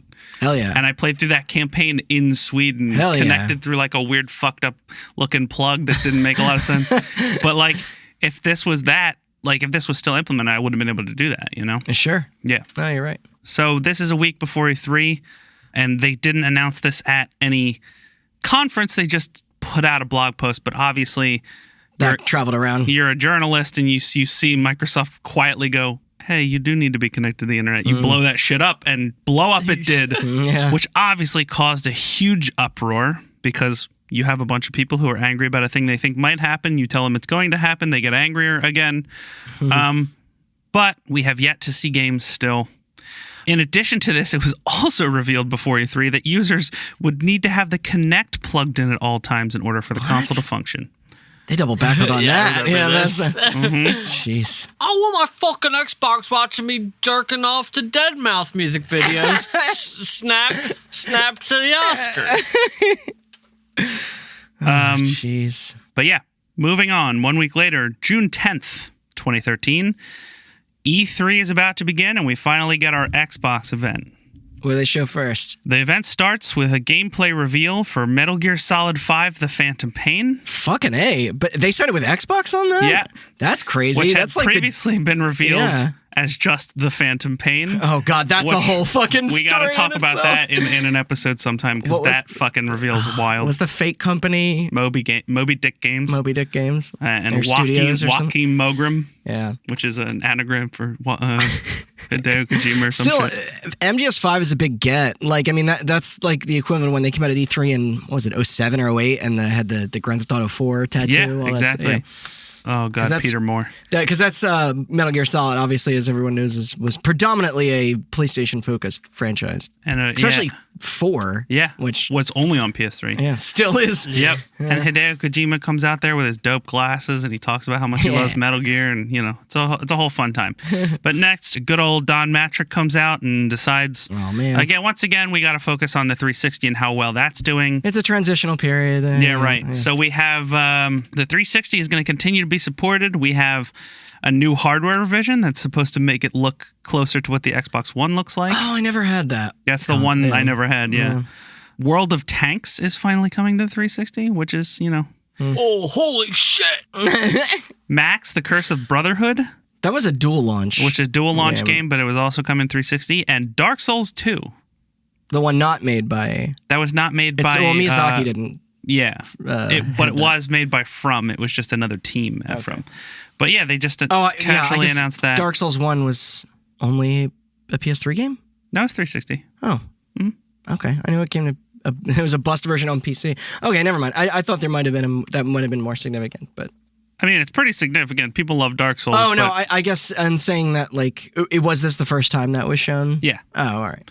Yeah, fair enough. And then Phil Spencer comes out finally to talk about Xbox One games. Rise Son of Rome starts, a launch title from Crytek where you play as a bunch of Roman soldiers. Rise with a Y. It's a very cool game. I liked Rise. Rise with a Y because it's made by Crytek. Too. Yeah. I beat that. It's a nice little action adventure game. Totally. Rise is a cool game. And that it had a neat multiplayer attached to it that was kind of odd. And that premiere trailer is impressive. Like as far as their technical showpiece goes, it was a good looking game. You start with that and you say this is a launch game and you go, "Oh shit." Yeah. That's cool. That's a way better a perfect reveal launch game. Yeah. That is very much a launch game. It is a very good looking game, even to this day. I mean, if you play the PC version of it now, it still looks good. Yeah. We also have the most wild reveal of all time, a new Killer Instinct. Yes. Made by Double Helix Games. This was before Iron Galaxy took over, right? Yeah. Which I may do an episode on Killer Instinct, but it sounds like a crazy story. There is a if you're at all interested in Killer Instinct. Oh, No Clip. No. Right? Isn't it them? There is a No Clip documentary. What was Danny about? But there's a channel called Hold Back to Block, which does a lot of fighting game documentaries. Oh, okay. And they did one all about the development of Killer Instincts. Super interesting. Highly recommend that one. Then there's a lot of Xbox stuff in that and how that game came to be. It's very cool. But then we get Sunset Overdrive from Insomniac Games. Very good game. Very cool. Also, I just replayed that on Xbox GamePass on the PC. That's one of the most underrated open worlds ever. Totally. It's so that good. That game has one of the most incredible open world. Like the traversal is just like iconic. It should be like way more Jet fucking Set popular. Radio and like Ratchet and Clank mixed together. It was really cool. It's it's made by Ratchet and Clank people. It is. It's Insomniac. Who again, just like the Metal Gear, like they made PlayStation games almost exclusively. That was like a big deal that they were. Yeah. If you've never played that game, because I feel like that game kind of slid under the radar a little bit. Yeah. Like, if you've never played that game, fucking play it right now. Check it it's out. incredible. It is so cool. And we are on the eve of the reveal of that Suicide Squad game, which is like almost directly aping the style of Sunset Overdrive. Yeah, the art in it, totally. But it looks really good. Yeah. Next, we have more Forza Motorsport 5, complete with gameplay, and them driving a McLaren live on stage. Which I was remember cool. that. Yeah. Or no, they didn't drive it on stage. Sorry, that was another Forza. I thought they were premiering it. Rose up from the ground. I think it was a new car that they also unveiled. A new car that everybody watching the Xbox conference can totally afford. Yeah, super cares about. It doesn't cost like $2 million. Next, we have Minecraft is coming to the Xbox One. I mean, they own Mojang, so... Did they at this time? I don't think they did. I thought they bought Mojang in like... Oh, no, you might be right. Yeah. They might not have owned them then. I don't know. But either way, next we get Quantum Break, and we actually get to see what gameplay for Quantum Break looks like. I didn't hate that game. No, that game's fun. I thought it was cool. Just wait 3 years, they'll make it again, but with a different art style. Yeah. Oh, you're talking about Control? Yeah. Next, we have D4 Dark Dreams Don't Die. Oh, Swery himself. Which is a fucking weird game. That is a weird game. And it was supposed to be episodic. And we'll never see the end of it. Yeah. But that is a weird fucking game. This is not a bad lineup. No. Like, honestly. Project Spark, a game. Oh, yeah. Years before Dreams. That thing was fun. Yeah, That thing was really fun. Lets you create your own games and then upload them so your friends can play Have them. they fully discontinued support for that? Yeah. I believe they did, but it had Conquer in it, and that's also where Lucky's Tale came from. Right. Yeah. Okay. Which they're I never going played in on that. Yeah. Now we're gonna switch back to a focus on media again, but this time. This is the shit they should have brought up before, because this is the cool media for the most part. They do the smart glass demo of Rise where it will give you tips on how to play the game live while you're playing it, which I tried and it didn't work. Smart glass was stupid. But then we have a focus on the share features, recording clips, and that was a big thing of that era. Yeah, and uploading them to your friends and showing them off to your friends. We have live streaming built in via Twitch, showing off that. That's a very cool feature. And then we're going to go back to games. All right. And a little bit of a disaster here, but we show a trailer for Crimson Dragon. That was Crimson Dragon. It was like the Panzer Dragoon yeah. game. No audio on that trailer. Didn't work. Oops. It was very quiet. A lot of people in the audience were laughing. That's a shame. Then we have Dead Rising 3 announced as a launch game. Woo! Best launch game of that generation, probably, I think.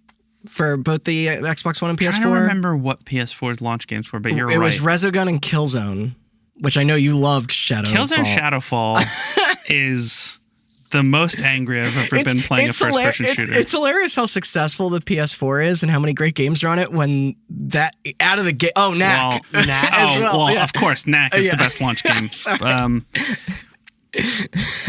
But yeah. Witcher 3 Wild Hunt was shown next. Wow, that early, huh? Yeah. Okay. Then we have Battlefield 4, again with no audio. Uh-oh. Then we're gonna replay the Battlefield 4 trailer, this time with audio. I like the opening of that game. Yeah. In the sinking car. It's pretty good. And then we have Below, which took like 5 years to come out. Yeah. A new game from a new studio, Black Tusk, which never came out, and Black Tusk eventually became the Coalition. Oh, okay. And then finally, a Halo trailer for an unnamed Halo game, which would end up being Halo 5 Guardians. But this was the one with the Master Chief just like wearing weird robes. Oh, right. He's in the desert. Mm-hmm. Right. Okay. And finally, a release date of November 2013 and a price of $4.99. Yeah, that was a big Kinect included. drop. Yeah. Yeah. But that's not all. We have our one more thing, Titanfall. Yeah. Vincent Sampella comes on stage to talk about how dope Titanfall is. And he's right, because Titanfall fucking rules. Yes, it does. And I believe it also won Best of Show at E3 that year. Yeah. Rightfully so. Very cool game. And again, that's the end of the presentation. Looking back, that's not bad. That's a great. It's a great fucking. That's better than where we're at now. Yeah, with that's this better shit. than the presentations. Yeah. I would say it's on par with the recent PS5 presentation. Oh, okay. But that's a lot of good games. It is. And that's a lot of obviously looking back, we can say they're all really good games, but they're all really good games. They should have led with that stuff. I know. First. Rise. Yeah. Fucking great. Yeah. Sunset Overdrive, amazing. Titanfall, great. Dead Rising 3. Great. Even D4 is really interesting. D4 is interesting. Killer Instinct was a phenomenal game. People love Killer Instincts in that community. And there's a great video. Halo 5. There's a great there's a great video having Witcher 3 here. That's a big get. There's another one, and it's in this documentary. But there's a guy. A lot of big deals. Our friend Andrew watches him, named Maximilian Dude, who's a fighting game Twitch streamer and YouTuber and stuff. And his favorite fighting game of all time is the original Killer Instinct. Okay. And he's a fighting game YouTuber, but he also does video game coverage and stuff, and he'll watch these reveals live on stream and react to them. And there's a famous video of him reacting to the Killer Instinct reveal, because it's been dead for over a decade. Yeah, forever. And it just shows Jago, which is the Ryu of Killer Instinct, and he just goes and then just starts crying because he's such a big combo breaker. That's good. But yeah, not a bad presentation at all. However, a huge cloud hung over this whole event. After all of these games. Also, sorry, we were reminiscing about the games. We even forgot it opened with fucking Metal Gear Solid 5. Right. Phenomenal game. Amazing game. Yeah. Wild. But yeah, this is a great presentation for a new console, but nobody wanted to talk about any of these games. All they wanted to talk about was the online requirements for the Xbox. And that final nail would be put into the coffin just one day later. Oh, man. I watched this live. When PlayStation had their conference, during the press conference, they announced that the PlayStation 4 would be A, more powerful than the Xbox One, B, $100 cheaper. Which was a lot of people suspect was completely reactionary. Which is why we have this game of chicken going on right now with price reveals. Because that PlayStation camera was supposed to be in there.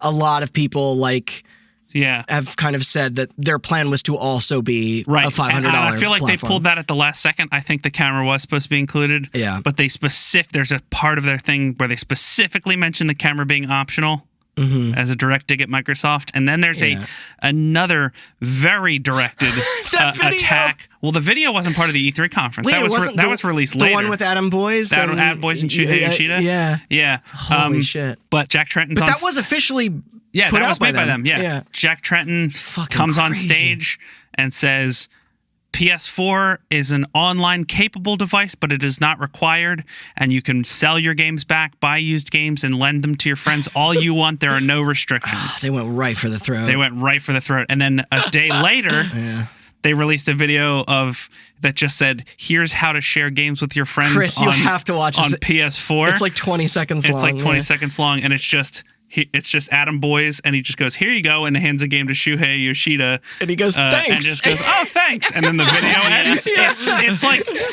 like meme quality. Good, it's fucking vicious, but it is funny as shit. That a corporation that large would meme like that was actually, that really helped seal the thing. My God.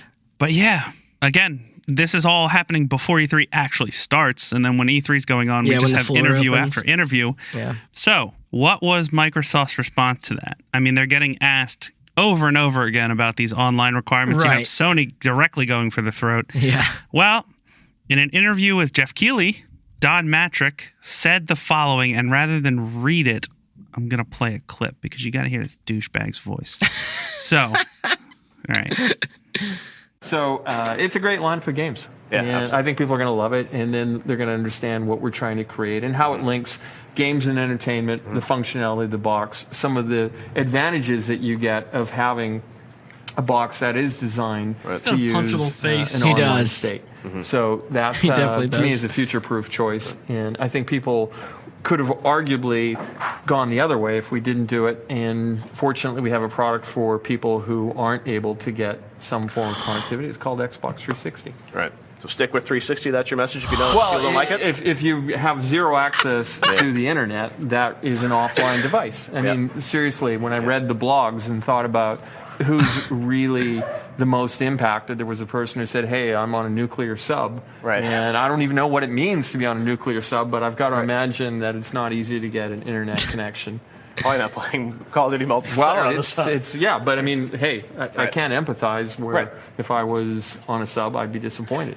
So, I think a lot of gamers, when you talk to them about it, they just say, I don't understand what's wrong with it. That's where that quote was from. Yep, that's where that quote was from. Wow. Even Jeff seemed taken back by that. So basically what you're saying, if you don't like it, keep playing 360 like that. That's such a terrible...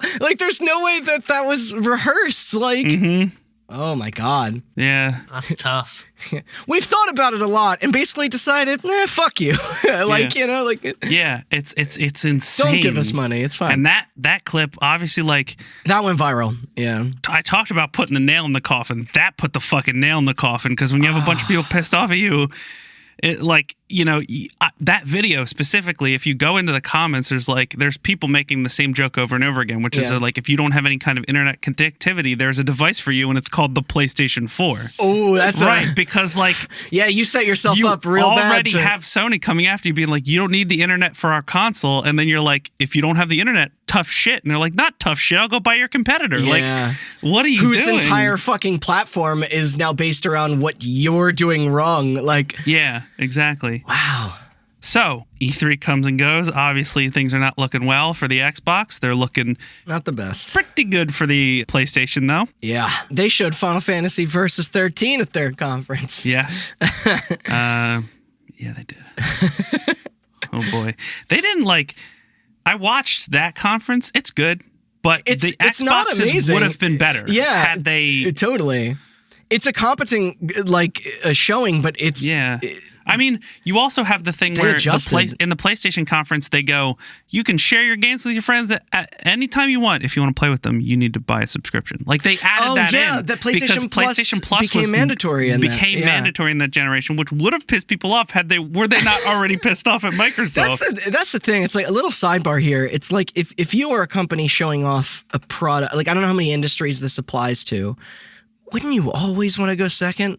Especially if you have a day to prepare. Oh, yeah. You know, I mean, Microsoft's had a huge advantage. Sony's at a huge advantage. It's funny because Nintendo is at the most advantage, but they never corrected anything. No, and then they started doing directs, which were pre-recorded. Yeah. But yeah, Sony has always been reactionary to what Microsoft does. Yes. They always last minute change shit. No, but you're totally right in that we're literally fucking going through the exact same thing right now. There's so much riding on the MSRP of these fucking boxes.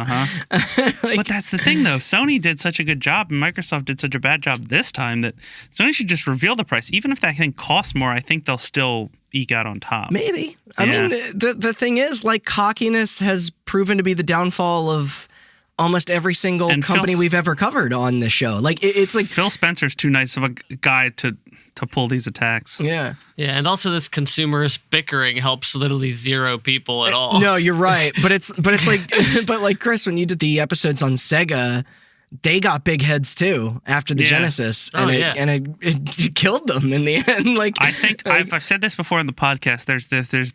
There's this curse when you're at the top of the game. Yeah. You always get a little too cocky, and you get knocked down a pedestal or Look two. Look at the Wii U after the Wii. Yeah. It always happens, and I think it's Sony, very cyclical. Hot button prediction, hot take. I think Sony might actually break that trend. I think the PS5 is going to beat the other two. I think you might be right. I think that's a good bet to make. Yeah.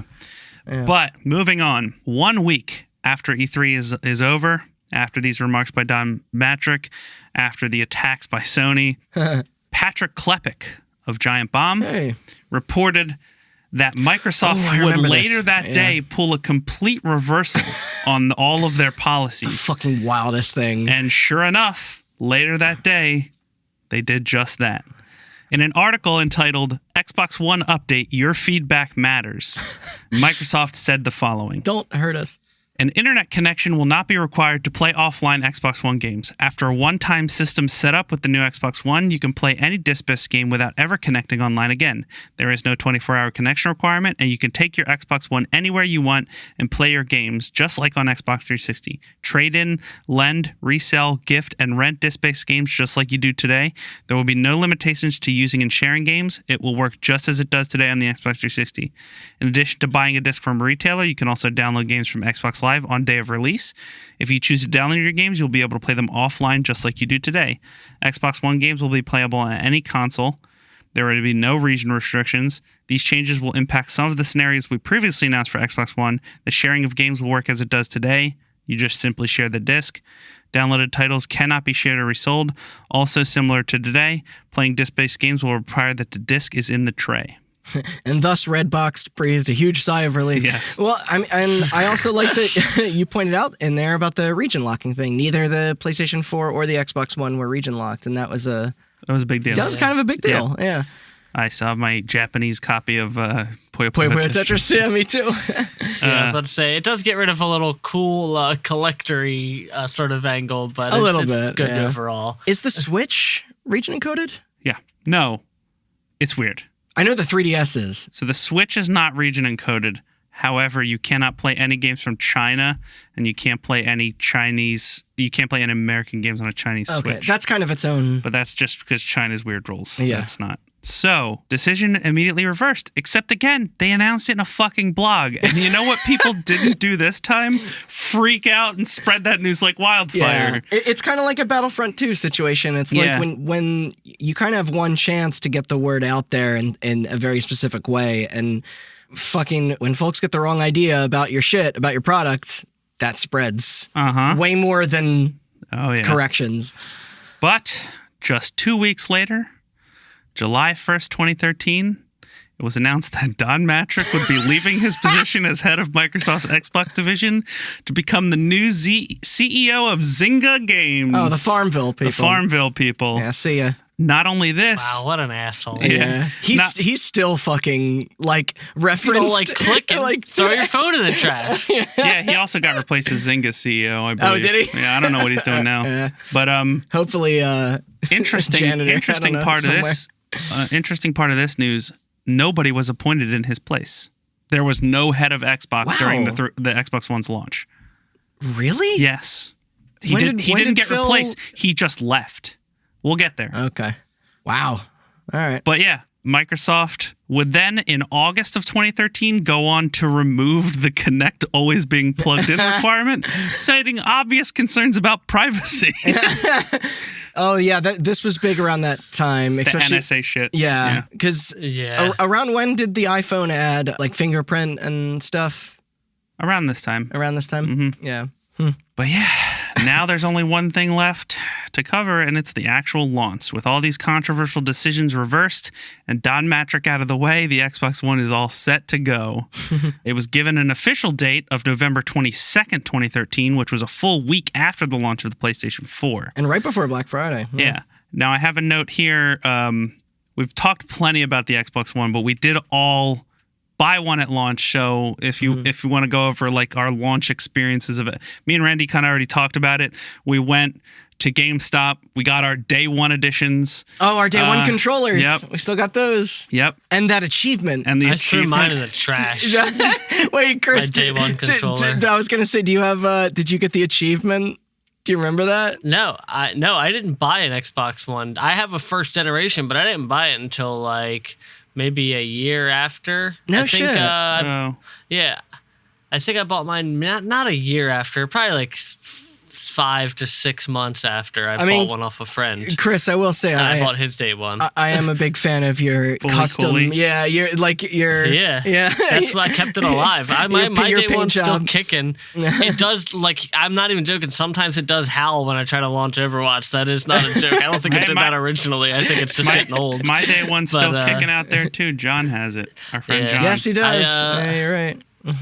Maybe I can post some pictures on our Instagram or Twitter. I did color design. I took all the It's panels. fucking cool. It looks really good. And that's it could use a touch up. I'll find the old pictures when it's first done. It hasn't been touched up in years. It's like covered in shit now. The thing that I think the most taken back by was the size of that thing. It's a big console. Oh, it's huge. Yeah, that was beautiful. That was supposed to be part of it keeping cool and remaining quiet. But yeah, and it had a proprietary power. Mm-hmm. Yeah, well, I'll give it that. One thing I do have, I've had power outages, like quick power outages where it stays on, like because of that big ass power block. Yeah.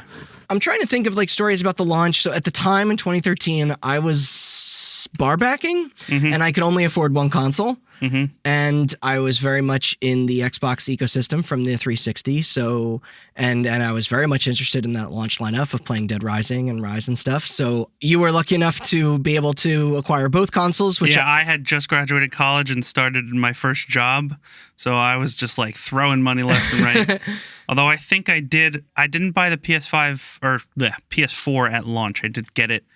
Oh, you were the first person I knew that had one. I got it for Christmas. Okay. But I split the money with my parents or something. I bought a used PlayStation 4 from a friend of the podcast a couple months after. Yeah. But the Xbox One, we were there and we got our day ones with our do you remember when games had day one versions? Mm-hmm. They had special box art. I still have the day one edition of Dead Rising 3 and Rise. Me too. Yep. Yeah. I was there, by the way, because I worked at GameStop at the time that this came out, yeah, so it was I could hand them 2013. I out guess you to a did. bunch of people, but I could not play it because I couldn't. Because working at GameStop might give you access to games, but not be able to afford to actually get any of them. Did you work the PS4 launch as well? No. Okay, I was curious what the crowds look like for that. There was a decent amount of people at our. I worked at an awesome hood GameStop, so we never had like big crowds for anything. Nobody wanted to gather around our store. Yeah.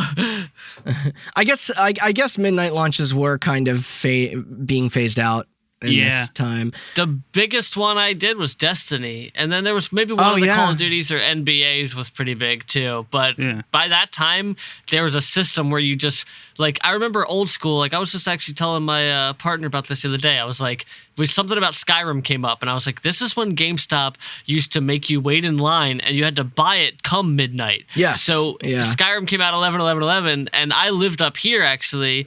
So if you recall, that night was icing, freezing rain, and we were at the Glassboro GameStop, the one in that shopping center. Yeah. And I remember like waiting under that thing by like that Pep Boys with my friend. We just sat there like for like 2 hours after midnight, like to finally get the game, you know. But by this point, like there was a system where you would buy it and then go wait in line. So come midnight, they would just like you would come in and Give you grab a it. number. They give you a number, and then they just call in group number. You could just go home and come back. I at midnight. do have a bit of nostalgia for I remember the these GTA things. 4 launch, waiting out in line, and then speeding home in the rain and almost dying. That was worth it for that game. It's all right. I do remember very specific, like vividly of us coming home and opening our Xbox Ones and then having to update them. Yeah, and we install set up games. a TV next to your main TV. Yeah. I brought my own TV, and then we had 2 Xboxes set up, and then we had to update them to get the update to get rid of the online stuff. And then we're like, oh, let's play Dead Rising, and then there was a day one update for that, and we're like, let's play Call of Duty, but we stupidly bought. Oh God, I forgot the dual. We bought a dual version of Call of Duty Ghost that came with the 360 version, and then a code for the Xbox One version, but we had to download the whole game, and it was like 60 gigs. Oh my God, I do remember which took that. forever. And then you never, and then every game had a day one patch for the rest of all time. Yeah. Also, my day one Xbox One died. Yes, it did. And I understand that that's very anecdotal. I'm in the minority of people that were affected by that, but I have fun. My partner's just died recently. It got green screened, which is when it freezes on the opening menu and never returns. And did mine do the same thing? No, I forget. yours It just wouldn't turn on at all. And then they sent me, which Microsoft customer service, pretty good. But they sent me another Xbox One, and then it got damaged in shipping. Do you remember that? This was like less than 2 months after the console was out. They sent me another one, and the box came real fucked up. I think it was UPS. Yeah. It was UPS or FedEx, and the box got really fucked up, and then I had to send the fucked up one back and then get another one. Yeah. And eventually I was gaming, but yeah, what a time. So sales were okay. Bolstered by the, like you said, there were a lot of people who were like, I had a 360, might as well get an Xbox One. That's why we all bought it. That's what the South Park episode was based off of, right? That 3-part, it was like, where are your friends at? Yeah. That, like, you kind of had to, communicate. That is 100% the reason I have one. Yeah. To this day, it's like, what's everybody getting? Yeah. Like, crossplay was not a thing. Not a thing at all. But the PlayStation 4 was helped by its cheaper price tag. A lot of the confusing messaging surrounding the Xbox One, as well as the rebounding of the PS3 towards the end of its life cycle. Some good-ass exclusives started popping off. And even though it no longer required online, many people still believed that the Xbox One required online DRM, which is why they bought a PS4. I had to explain to people in real life that they backtracked on that. Yeah. And the PS4 outsold the Xbox One. At first, it was a tight race. I think by the end of 2013, which would have just been the last week of November and then the Christmas holiday season, Xbox One had sold around 3 million units and PS4 had sold around 4 million units. Okay, it's respectable.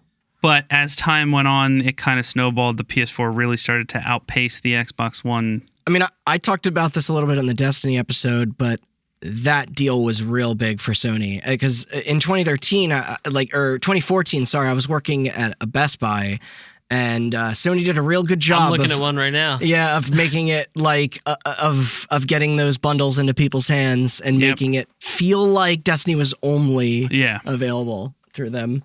Yeah. I just cleaned it the other day. It's my roommate's. He let me borrow it. So the white one, Horizon. Yeah. And great game. First of all, I'm 23 hours in. Incredible. We'll talk about that. I was gonna say, you and Austin got to get up about that. I fucking love Horizon. It is we'll talk. Yeah. But it's the white PS4 is gorgeous. My brother had one as well, and his has PT on it. I kept trying to convince him to sell it. Mine does too. I own 2 PlayStation 4s with PT on them. They both have PT. Yes. Even the I have the limited edition the PlayStation 25th anniversary one that looks like a PS1 and is individually numbered, and it has PT on it. I'm gonna go to the grave holding that console because of PT. Yeah, I'll never sell my fucking PS4. Play PT forever. Which again, future hot button topic, by the way. I know. Fucking PT. We got to talk about that. Yeah, this October. Be on the lookout. In March of 2014, which would have been 5 months after the console came out. Yeah. Don Matrick's role was officially filled. Now, this would have been almost a full year after Don Matrick left and/or was fired. That's a while most likely to not fired. have a head there. Yeah. And who took the seat? Phil Spencer, the fixer, who was at the time head of Microsoft Game Studios. Yeah. Shortly thereafter, in June of 2014, Microsoft completely ditched their grand vision for the Kinect, began selling the Xbox One at $399 without the Kinect sensor included, and was selling the Kinect sensor for $149. It's funny separately. As laughable as a lot of our experiences with the Kinect have been, I do have a special place in my heart. Yeah, it was cool. Yeah, I still have mine. I mean, I actually was one of the very few. Both of them. There's 2 of them at the house in the cupboard. I was one of the very few people to use the Xbox Fitness channel. Like that was like a pretty significant tool in weight loss at the time for me. And then Dance Central and Fantasia. I liked a lot. Yeah, I had fun with D4. It had its moments. But yeah. This helped a little bit, but the Xbox at that point had some catching up to do. Yeah. And unfortunately, those early months really helped the PS4 pick up a lot of steam, especially waiting that long to ditch the Kinect and even out the prices. And man, when they ditched the Kinect, a lot of that stuff, they shut down a significant portion of the support. But that would not be the end of it. We still have some more Xbox One to cover because the Xbox 360 PS3 generation, those 2 companies went all out on hardware. They were selling both the Xbox 360 and the PlayStation 3 at a loss, and they were expensive at the time. Yeah. $599. Yeah, but they were still being sold at a loss because of the incredible hardware that was in those things. When they made the Xbox One and the PS4, those 2 consoles were really underpowered. They wanted to sell the console itself for a profit. They didn't want to take a loss on the hardware. Yeah. So it worked out for them. They were making a profit, both the Xbox and the PS4, but they were quickly outpaced by the developments in the world of PC gaming. Yeah. And it shows. I mean, we probably all have stories of trying to play a game on Xbox One and having the frame rate be absolute dog shit. God, look at Control. Not even it was a year ago. Yeah. And it's funny because it ruined my experience of it. PC gaming was kind of a joke in the first few years of the 360 and PS3. Yeah, but by the time the Xbox One and PS4 came out, absolutely. PC gaming caught up. Because of Microsoft. And surpassed it, yeah. Because of fucking Microsoft. Yeah. Entirely because of Microsoft. Yeah, they were kind of victims in their own demise. Yeah. That's why it's funny that when people talk shit on Xbox in a group environment, me and you have to be like, hey, you wouldn't have your fucking PC gaming if it wasn't for the Xbox. Exactly, yeah. And everybody out there, PC gamer fucking and now I'll never go back. And now I'll never buy a console again for the rest of my life. But you at least respect the Xbox as a brand. Yeah. Oh, if I had money, I'd buy both of the consoles. I'd buy PS5 and it. I still am. I try and evenly game on anything, but I'll buy both of them because I'm a dumbass. I know most of our friends are kind of strictly PC. The worst part is I have a computer that is very good. Oh, it's beef game. And I'm going to buy an Xbox Series X. Oh, me too. And all of those games are going to be on PC, and I'm probably going to play them on my PC. I'm going to play them on my Xbox. I'm just going to own the thing just so I can own the thing. Actually, I'm probably going to get that ugly-ass fucking PS5 first. Yeah, me too. Look like with its popped collar and everything. But yeah, so gamers started to notice performance issues with these consoles, and so we are in for a mid-generation refresh for, I think, the first time in history. Now, we're not talking about... It got garbled. We're not talking about the slim PS3. We're not talking about the PS1, like you mentioned, the little one. We're not talking about them remaking the form factor to look smaller. This paper-thin We're PS2s. talking about new hardware. We're talking about more powerful consoles finally coming out. And two names emerged from this. We have rumors spreading of these mid-generation refreshes for both the PlayStation 4 and the Xbox One, which would allow for smoother performance on games and an output of 4K for all these new 4K TVs that everybody's getting. I still don't have one. Two code names emerged: Project Neo Keeping for with Sony, our Matrix line, yeah. and Project Scorpio for the Xbox. Scorpio. And this is as we've kind of we've run through a few times during the story, like this is at peak of console wars, still. Which obviously, we've pointed out that shit is dumb, but it can be fun, and sometimes a lot of really good exclusives can get born out of that. But brand favoritism, it's silly. Well, yeah. At E3 2016, Microsoft revealed a smaller Xbox, a quieter Xbox, not the way Scorpio, more stylistic Xbox as well. Yeah. Named the Xbox One S. The lowercase Xbox. Which was released shortly thereafter. It was either the day of or a month later or something like that. But they also revealed that they were working on Project Scorpio, which was rumored, but they did actually give it a name, Project Scorpio. Or they didn't give it a name, they just called it Project Scorpio. This console would include the most powerful graphics processor to date, but the presentation for it was just simply them interviewing developers and them being like, you're not going to believe what we can do with this thing. And a lot of buzzwords. Oh, sound familiar? Sound like the fucking Series X I know. thing? Yeah. Yeah. A lot of buzzwords. It's got a lot of teraflops. We can render better pixels, like all that shit that doesn't actually make any sense if you know anything about how video games or video game hardware are made. And there was an interesting thing. Todd Howard came out and said, we can't wait to show you what Fallout 4 VR looks like on the Scorpio. Huh. Apparently VR, and Phil Spencer mentioned VR. VR was in the plans for, but then, they've never once. They never once mentioned it after that. But yeah, this console was set to release the following year in 2017. Yeah. I mean, and it's funny because the VR thing was another predominantly a PC that was there. Until PlayStation. Yeah, exactly. And it's fine. They were too busy fighting about clients anyway.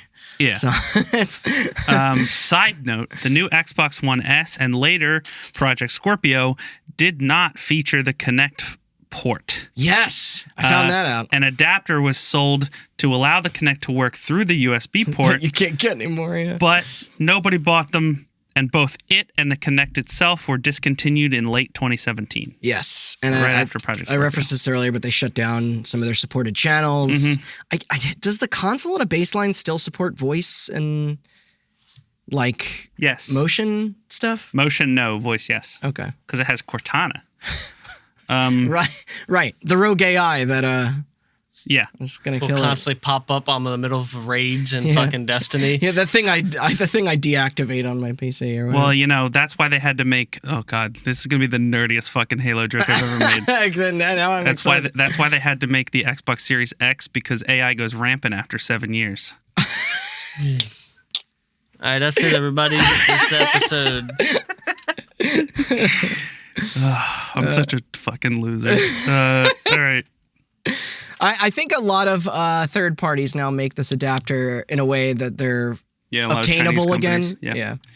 Yeah, the adapter's called the Composer. Right? I mean, is that the bad guy for that stupid game? The thing is, you needed the adapter to connect a Kinect to your PC, and there are still engineers and people doing stuff with that. There's people doing surgery and hunting ghosts. Yeah, exactly. Guarding embassies. So I think that was something that God damn it, they used them for. But it's E3, which means Sony is one day after Microsoft, as usually is the case. Yeah. So people are like, well, let's wait and see what Sony's response is. But of course, back in 2017, Sony didn't want to show any hardware shit at their E3 conference. E3 was all about games. This was one of those years. This was the year where they revealed God of War and Days Gone, where it was just like, remember they had like dead bodies hanging from the fucking ceiling? God. And they're just like, they had a live orchestra. And we're like, we get it. You got a lot of money. Fucking calm down. Hey, they're really big into the pageantry. Yeah, they are. Yeah. Well, not anymore, because. Yeah. But there was no Project Neo to be found at E3, so Scorpio isn't coming out. You can correct me if I'm wrong, but didn't Giant Bomb also leak? Did Austin Walker was the one who leaked the PS4 Pro? Yeah. Yeah. Okay. Yeah. So that was leaked. People were expecting it. I mean, people were expecting it was coming. We knew Project Neo was coming, and the PS4 Pro name was leaked, but. In September, I believe September 10th of 2016, they held a separate event in New York, and the console was revealed to finally be called the PlayStation 4 Pro. It was revealed alongside their own PS4 Slim. Right, when they redesigned which was that. quieter and didn't blah, blah, blah. look as much like an Except eraser. no Sony console has ever been quiet because they don't know how to cool computers. Like Chris was talking about booting up Overwatch on his Xbox One. When me and Chelsea were playing Last of Us 2, I thought that thing was going to like... I played Last of Us. I literally had to put headphones on him. Oh my God. Because you have a Pro. I'm playing on a base. Uh-huh. Yeah. I had to put a fan on this PS4 to play Horizon because it was getting warm. Oh yeah. Yeah, it can heat your hot chocolate. I swear to God, if that fucking popped collar thing doesn't help the cooling, it better. Yeah. Jesus, because the reason it has a pop collar thing is the whole thing is a vent now. Wait, really? Yeah. I thought that was just some weird aesthetic. No choice. So PlayStation 4 Pro, the new system would have an updated GPU, a boosted clock rate for the CPU, and an upgraded HDMI port with an output of 4K. I won't get into the tech of it too much, but it was an overclocked PS4. In the same way that a Wii was an overclocked GameCube. Yeah. It's better because theoretically the components are now being made. They can run cooler and they can cool the thing easier. But again, PS4 Pro and PS4 both sound like jet engines about to take off. I didn't know that about the Wii U. That's pretty cool. Not the Wii U, sorry, the Wii. The Wii was an overclocked GameCube. Yeah. The Wii was the Wii U. Why did they call the Wii U the Wii Dumb or the Game Dumb? Sorry, because it's shaped like what it is. Yeah. I was just saying the Wii U wasn't that much more powerful than a. Oh, it was way more powerful than a Wii. It wasn't more powerful than that much more powerful than a 360 or. No. Yeah. No. Yeah, PS4 Pro was released a few months later on November 10th, 2016. The smaller PS4 would have the price tag of $299. As I didn't mention this before, but so did the Xbox One S was $299. Okay, yeah. So they had price drops for these two consoles. The Pro would cost $399 like the old PS4 did, but this time we got mixed messaging on Sony's part. Yeah. What the fuck is the PS4 Pro? Why do I need it? Some gamers bought it and didn't have 4K TV and saw little to no benefit out of it at all, because a lot of games for that thing weren't made with the PS4 in mind. It had like this boost mode that would let you play old games faster, but it never fucking worked. No. And it literally says on screen, they're like, hey, we don't test any of this shit, so just so you know, it might break everything. It was like, I think like Tomb Raider Anniversary was like one of the only games at the time that you could like flip between performance and resolution. Yeah. So what happens when one company is guilty of mixed messaging? The other one goes for the throat. Yeah. Here we have a quote from Phil Spencer. Phil Spencer was asked a lot about the PS4 Pro and the Project Scorpio, and he revealed that the Xbox One S also has an overclocked CPU and GPU, stating that the advantages the Scorpio would provide would be obvious. With a GPU of more than double the power of the overclocked PS4 Pro, and he even went as far as to say that the PS4 Pro is not a competitor to the Project Scorpio, it is a competitor to the Xbox One S. I mean, he's not totally wrong. He is, because the Xbox One was weaker than the PS4. But that's true. But also, you know what the Xbox One S could do? Play 4K Blu-rays. The PS4 Pro couldn't even do that. Yeah, and Blu-rays are made by Sony. What a dumb fucking company. It's so weird.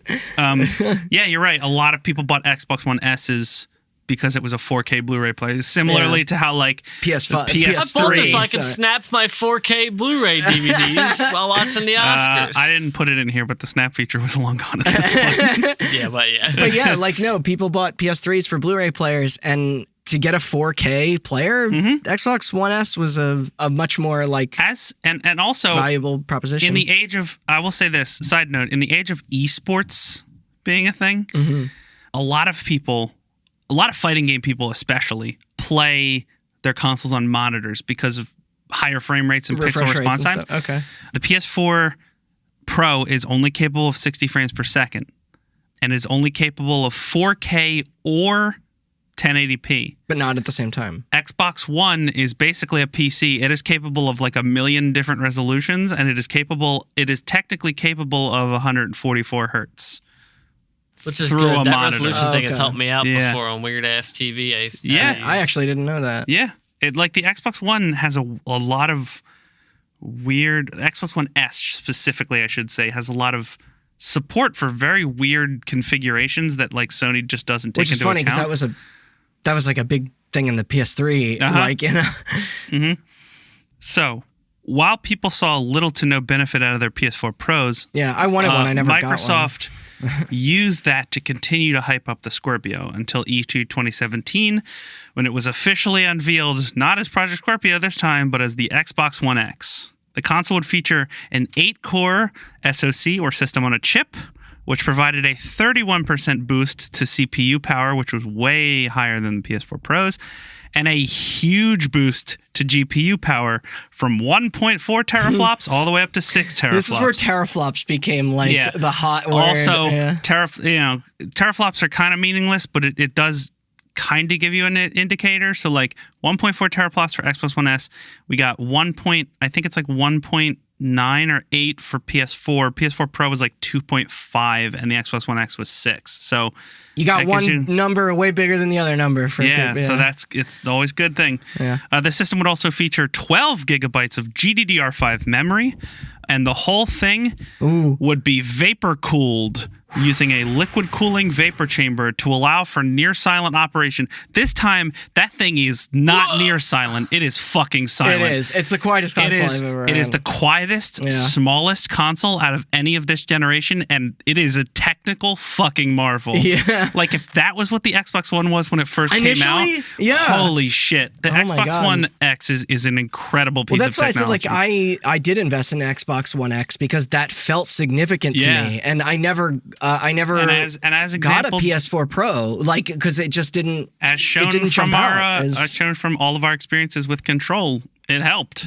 Yeah, because Control was near unplayable on the original Xbox One and the PS4, and kind of the PS4 Pro, but it worked on the Xbox One X. I remember the first game I think I played on my Xbox One X. I was halfway through Wolfenstein 2: New Colossus, and then I got an X, and then played through the rest of the game on that, and it is first game I played on my Xbox One X was Assassin's Creed Origins, and then Titanfall 2. Titanfall 2 is another one. Because Titanfall 2 is maybe Titanfall 2 is true 4K, which is like incredible for a game from this generation. Because that was 2016, and I remember it was like I went back and ended up playing through like most of that campaign again on an X because I was like, man, this looks good. But yeah.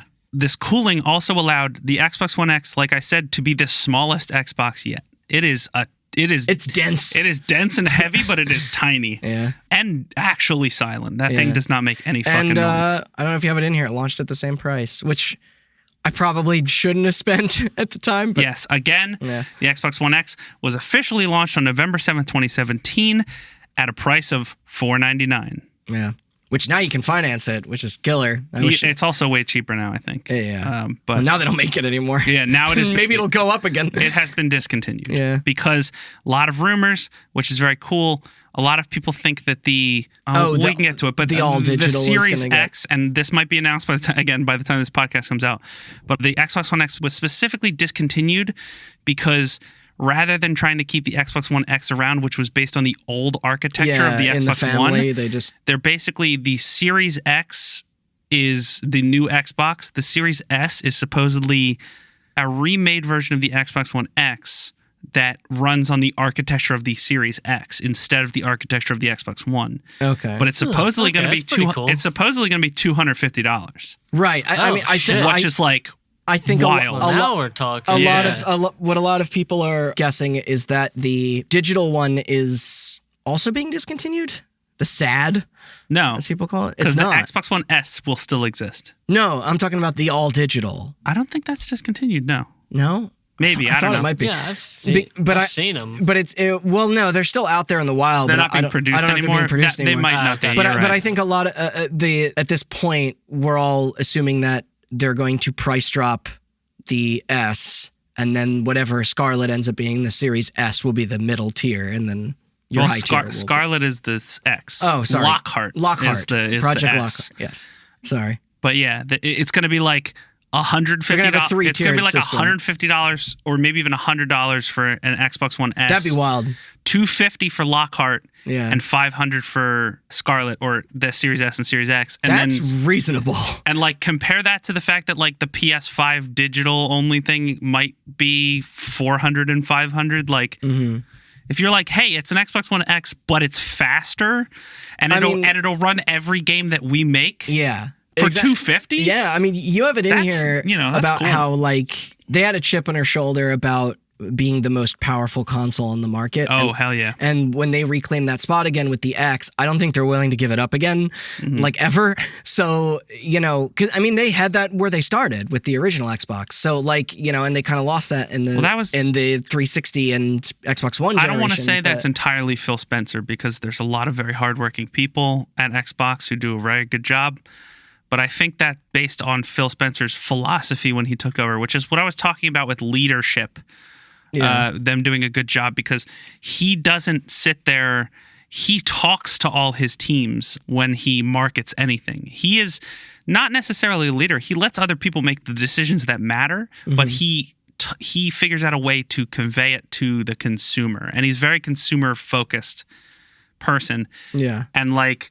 yeah, his whole philosophy with all of this was just like, that was really dumb of them to make the Xbox One an entertainment console. We're going to make it a games console, and we're going to make it the best fucking games console we possibly can. I mean, if all the specifications for the new consoles are correct, then it will seem that the Series X will continue to be the most... oh, absolutely. Fucking like, it's a little fuzzy, hardcore machine out there. But yeah, the Series X is, from what I've seen, another technical marvel. That team knows what the fuck they're doing.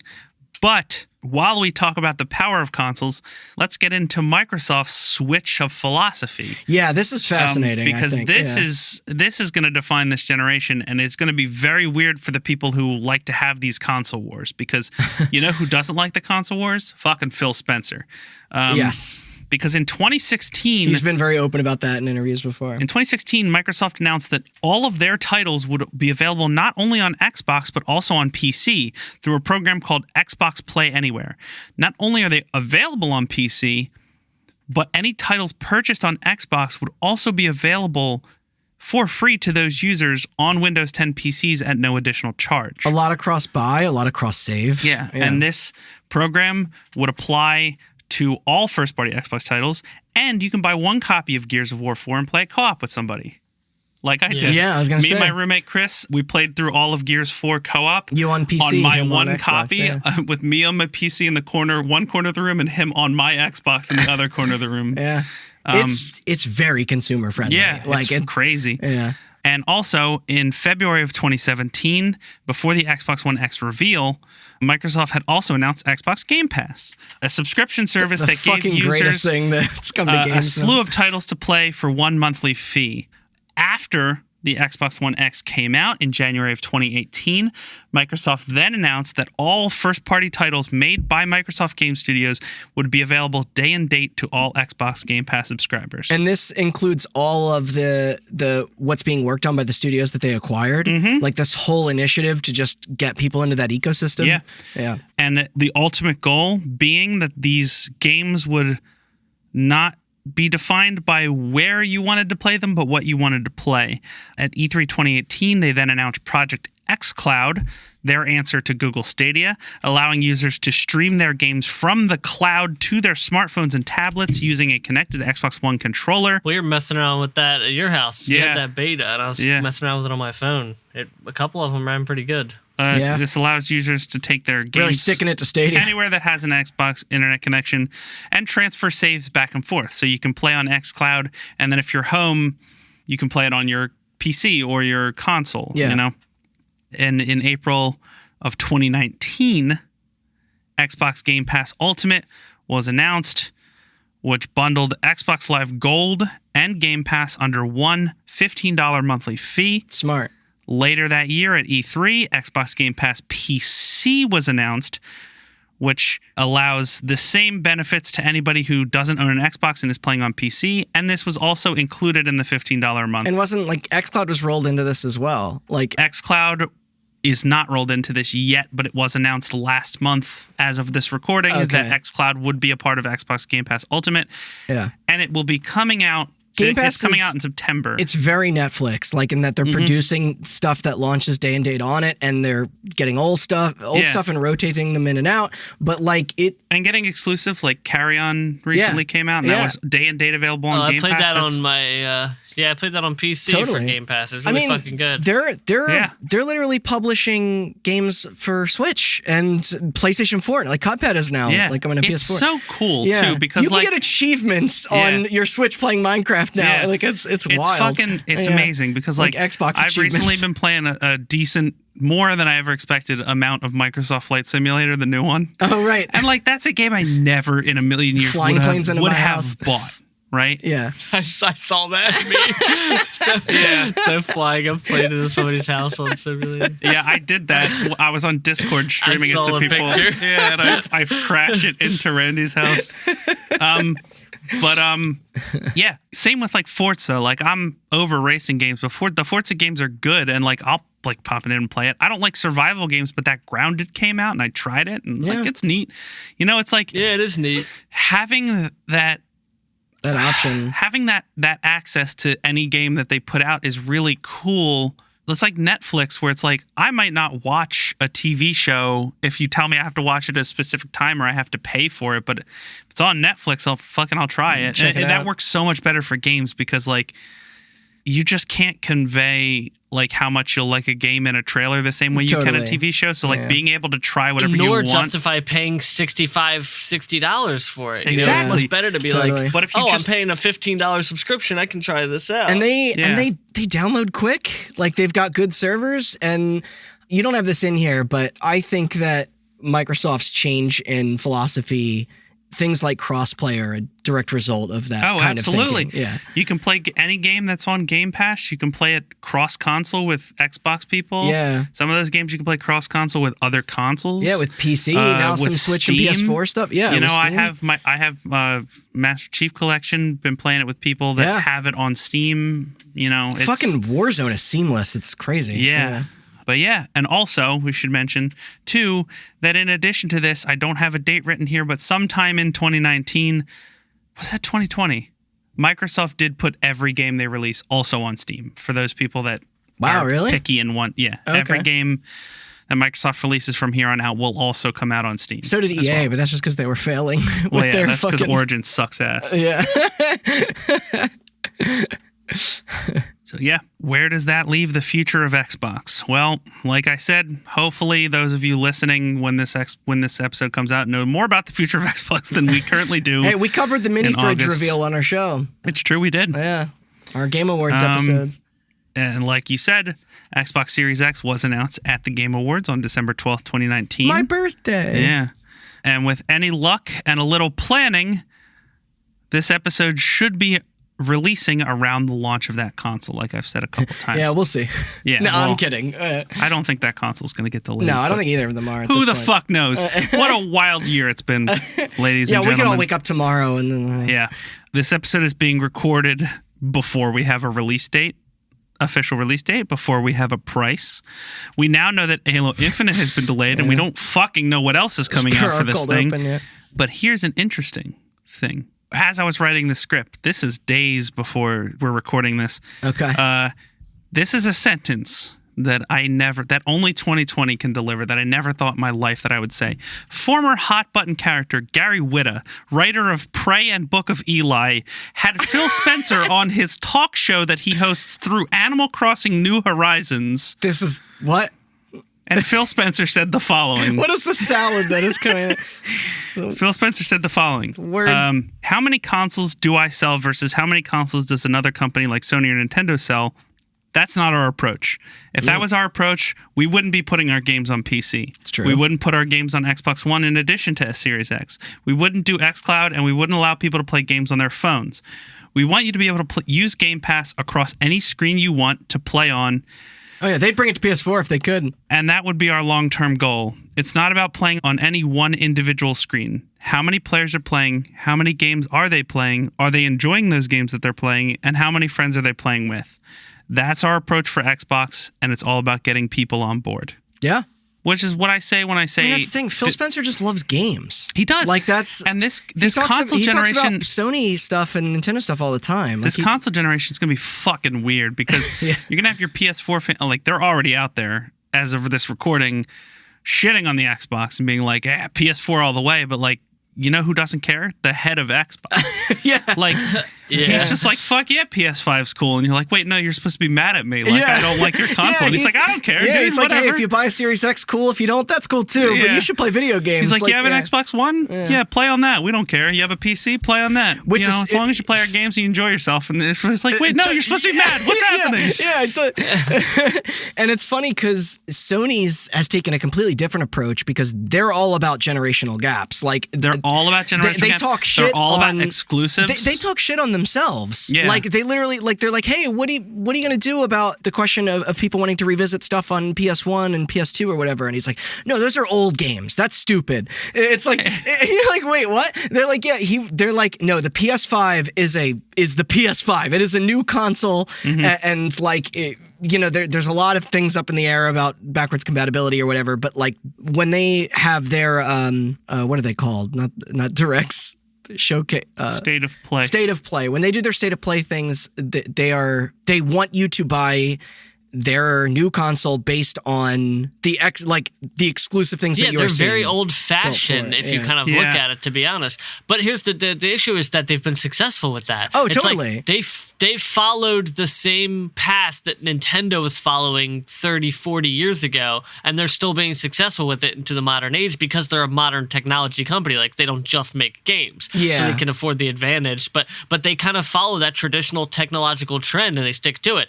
Build this thing, build the next better thing, build the next better thing. I mean, that's why this Xbox philosophy is absolutely fucking brilliant. It subverts that. I mean, bullshit. You're completely right. And it's like, I didn't mean it to be a total slight against Sony because there is a lot of excitement in I'm saying it is a slight. I guarantee you, if you were to, in the coming years, there are going to be a lot of articles about how much better Sony is doing. And there are a lot of articles now. I mean, we're nearing the end of this generation, and I think PS4 has officially outsold Xbox One about 2-1. I think we're at like 90 to 50 million or something like that. Yeah, it's getting close to some of the most successful platforms of all time. The Switch has also outsold the Xbox One, but you know who doesn't care? Phil Spencer. Yeah, I'm sure the people who make money off it care, but like, you're gonna have a lot of you're going to have direct sales comparisons between the Xbox Series X and the PS5, and the PS5, I guarantee you, will do better. Yeah. I mean, that's Sony's thing, right? They're like, you need a PS5 for PS5 games. But it's a question of how everybody's still going to be playing on Xbox. It's a question of how these companies define success, and I think Phil Spencer and Xbox as a whole are getting out there and they're being like, we don't really care what you're playing on. We just want you to play our games. I mean, that's the thing. It's like the one thing that is tough for them to fight back against is that Sony's real good at exclusives. Like they deliver a lot of a very high production value single player experiences that you can't get anywhere else. But that's why Sony's not. But it's not that it's not super forward thinking. They're not going to do a Game Pass because they spend so much developing Last of Us and stuff like that. They're never gonna offer it subscription based. So, and on top of that, what do you think about that very strict fucking exclusive title situation? It kind of not benefits, but serious people who are really into gaming are going to end up picking up those consoles or finding a way to play those games eventually. So that's why you probably get 110 million sales of PS4s. Because nowadays, like I thought about, if my roommate didn't have a PS4 for me to play Horizon, I would have went out and bought one. So it's like that adds to their sales now here how many years later because I want to play that. Horizon's also on PC now. Just recently. Apparently that PC version run it though because it's brand new. And apparently that PC version isn't great, but it's like Death Stranding 505 just put that out on PC. This is the thing that like Sony is slowly realizing that Microsoft might be right because it's like having your games available everywhere. Yeah, because like you think about absolutely. You think about it from Microsoft's perspective, who is totally end the console wars. Software.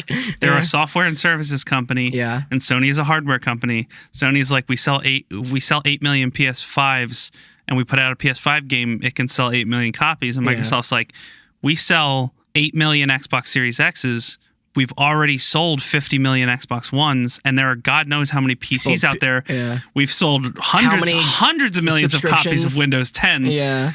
Like and all the people that are in GamePass. We put out a new game. You know how many potential people can play that game? Yeah. Millions, hundreds of millions. And apparently they work out good deals with publishers and developers for their Game Pass stuff. What was very interesting to me was how Microsoft was like, hey, your Xbox One controllers currently will work with Series X. And That's PC really cool. and all that stuff. I didn't know that. And then Sony they were like, you need a PS5 controller to play PS5 games.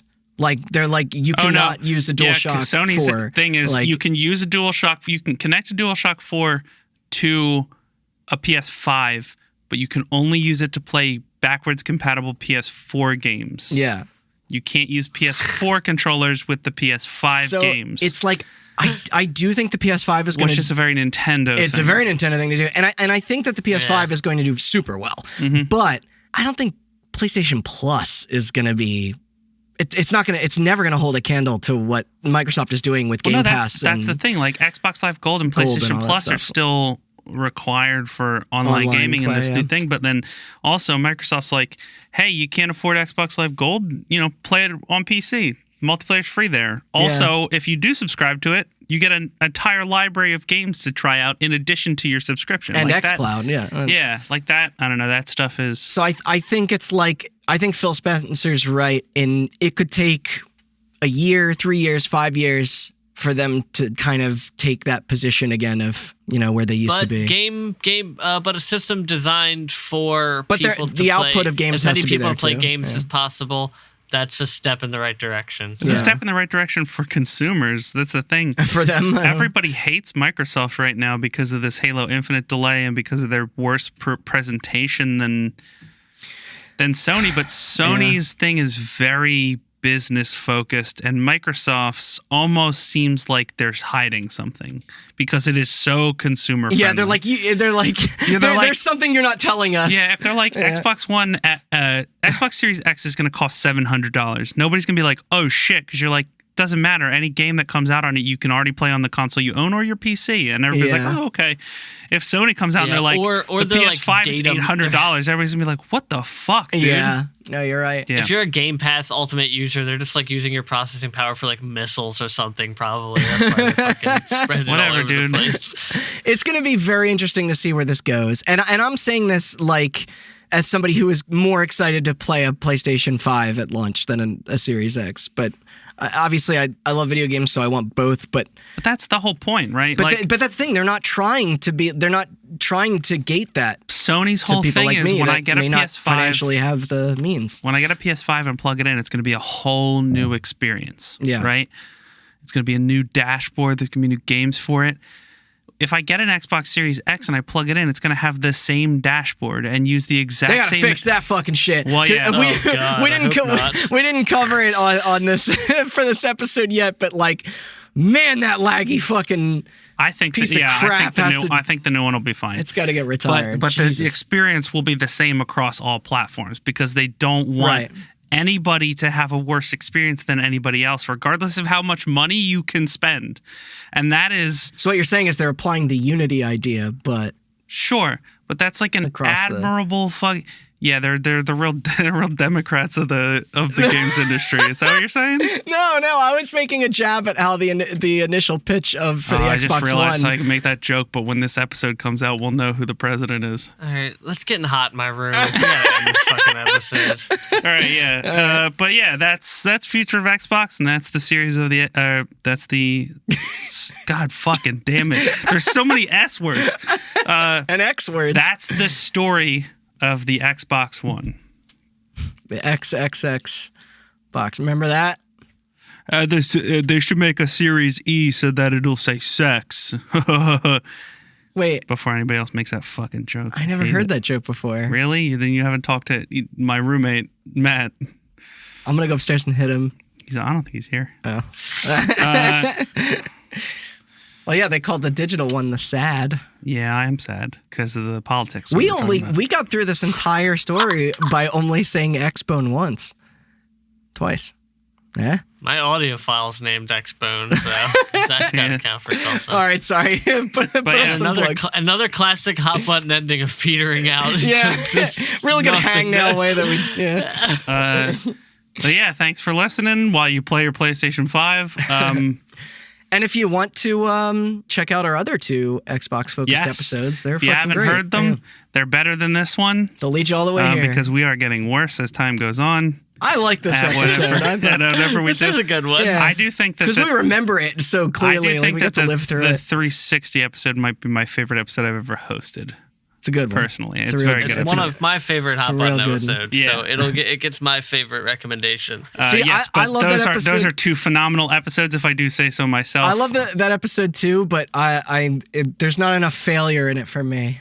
The original Xbox has lions and the rock. It does. That's why you were part of the recording. What do you mean?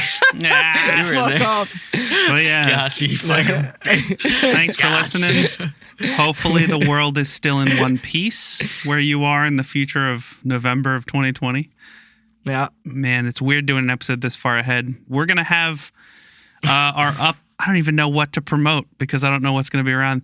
It'll be around November. That'll be our 2-year anniversary, so that'll be cool. Yeah, we'll probably do another recap. We either have a recap episode up or we'll have one soon. I'll have my spooky October. We got our spooky October episodes if you missed those. That'll be fun. And yeah, check out the rest of our episodes. You can find everything that we've recommended and more at our website, hotbuttoncast.com. You can also find them on all the podcast services, which apparently includes Pandora now. Podbean was telling me that Pandora does podcasts now, but whatever. I don't know if it like randomly shuffles podcasts at you because that would be weird. But yeah, you can find all our feeds. Google Podcasts, Amazon has podcasts now, iTunes, Spotify. Really? Right. Yes. Audible also has they're owned by Amazon, so sure. But yeah, you can also find us on socials, Twitter, Instagram, and Facebook at HotButtonCast. You can check there for updates. Chris was saying he might post pictures of his fully Xbox on Instagram, so keep an eye out for that. Look up the boot up sound for the Series X too. It's pretty rad. Yeah. Yeah, I like it. I'm all about this. Yeah. I'm all about those boot up sounds. Nothing can beat the PS1 and PS2, but I don't know. I like the tuning orchestra on PS3 too. That's not bad. Yeah. Sony's good at that. But yeah, thanks for listening. And tune in for more. I have no fucking idea what episodes we're going to have coming up by the time this comes out. But yeah. Thanks for listening. Bye. Bye. Bye.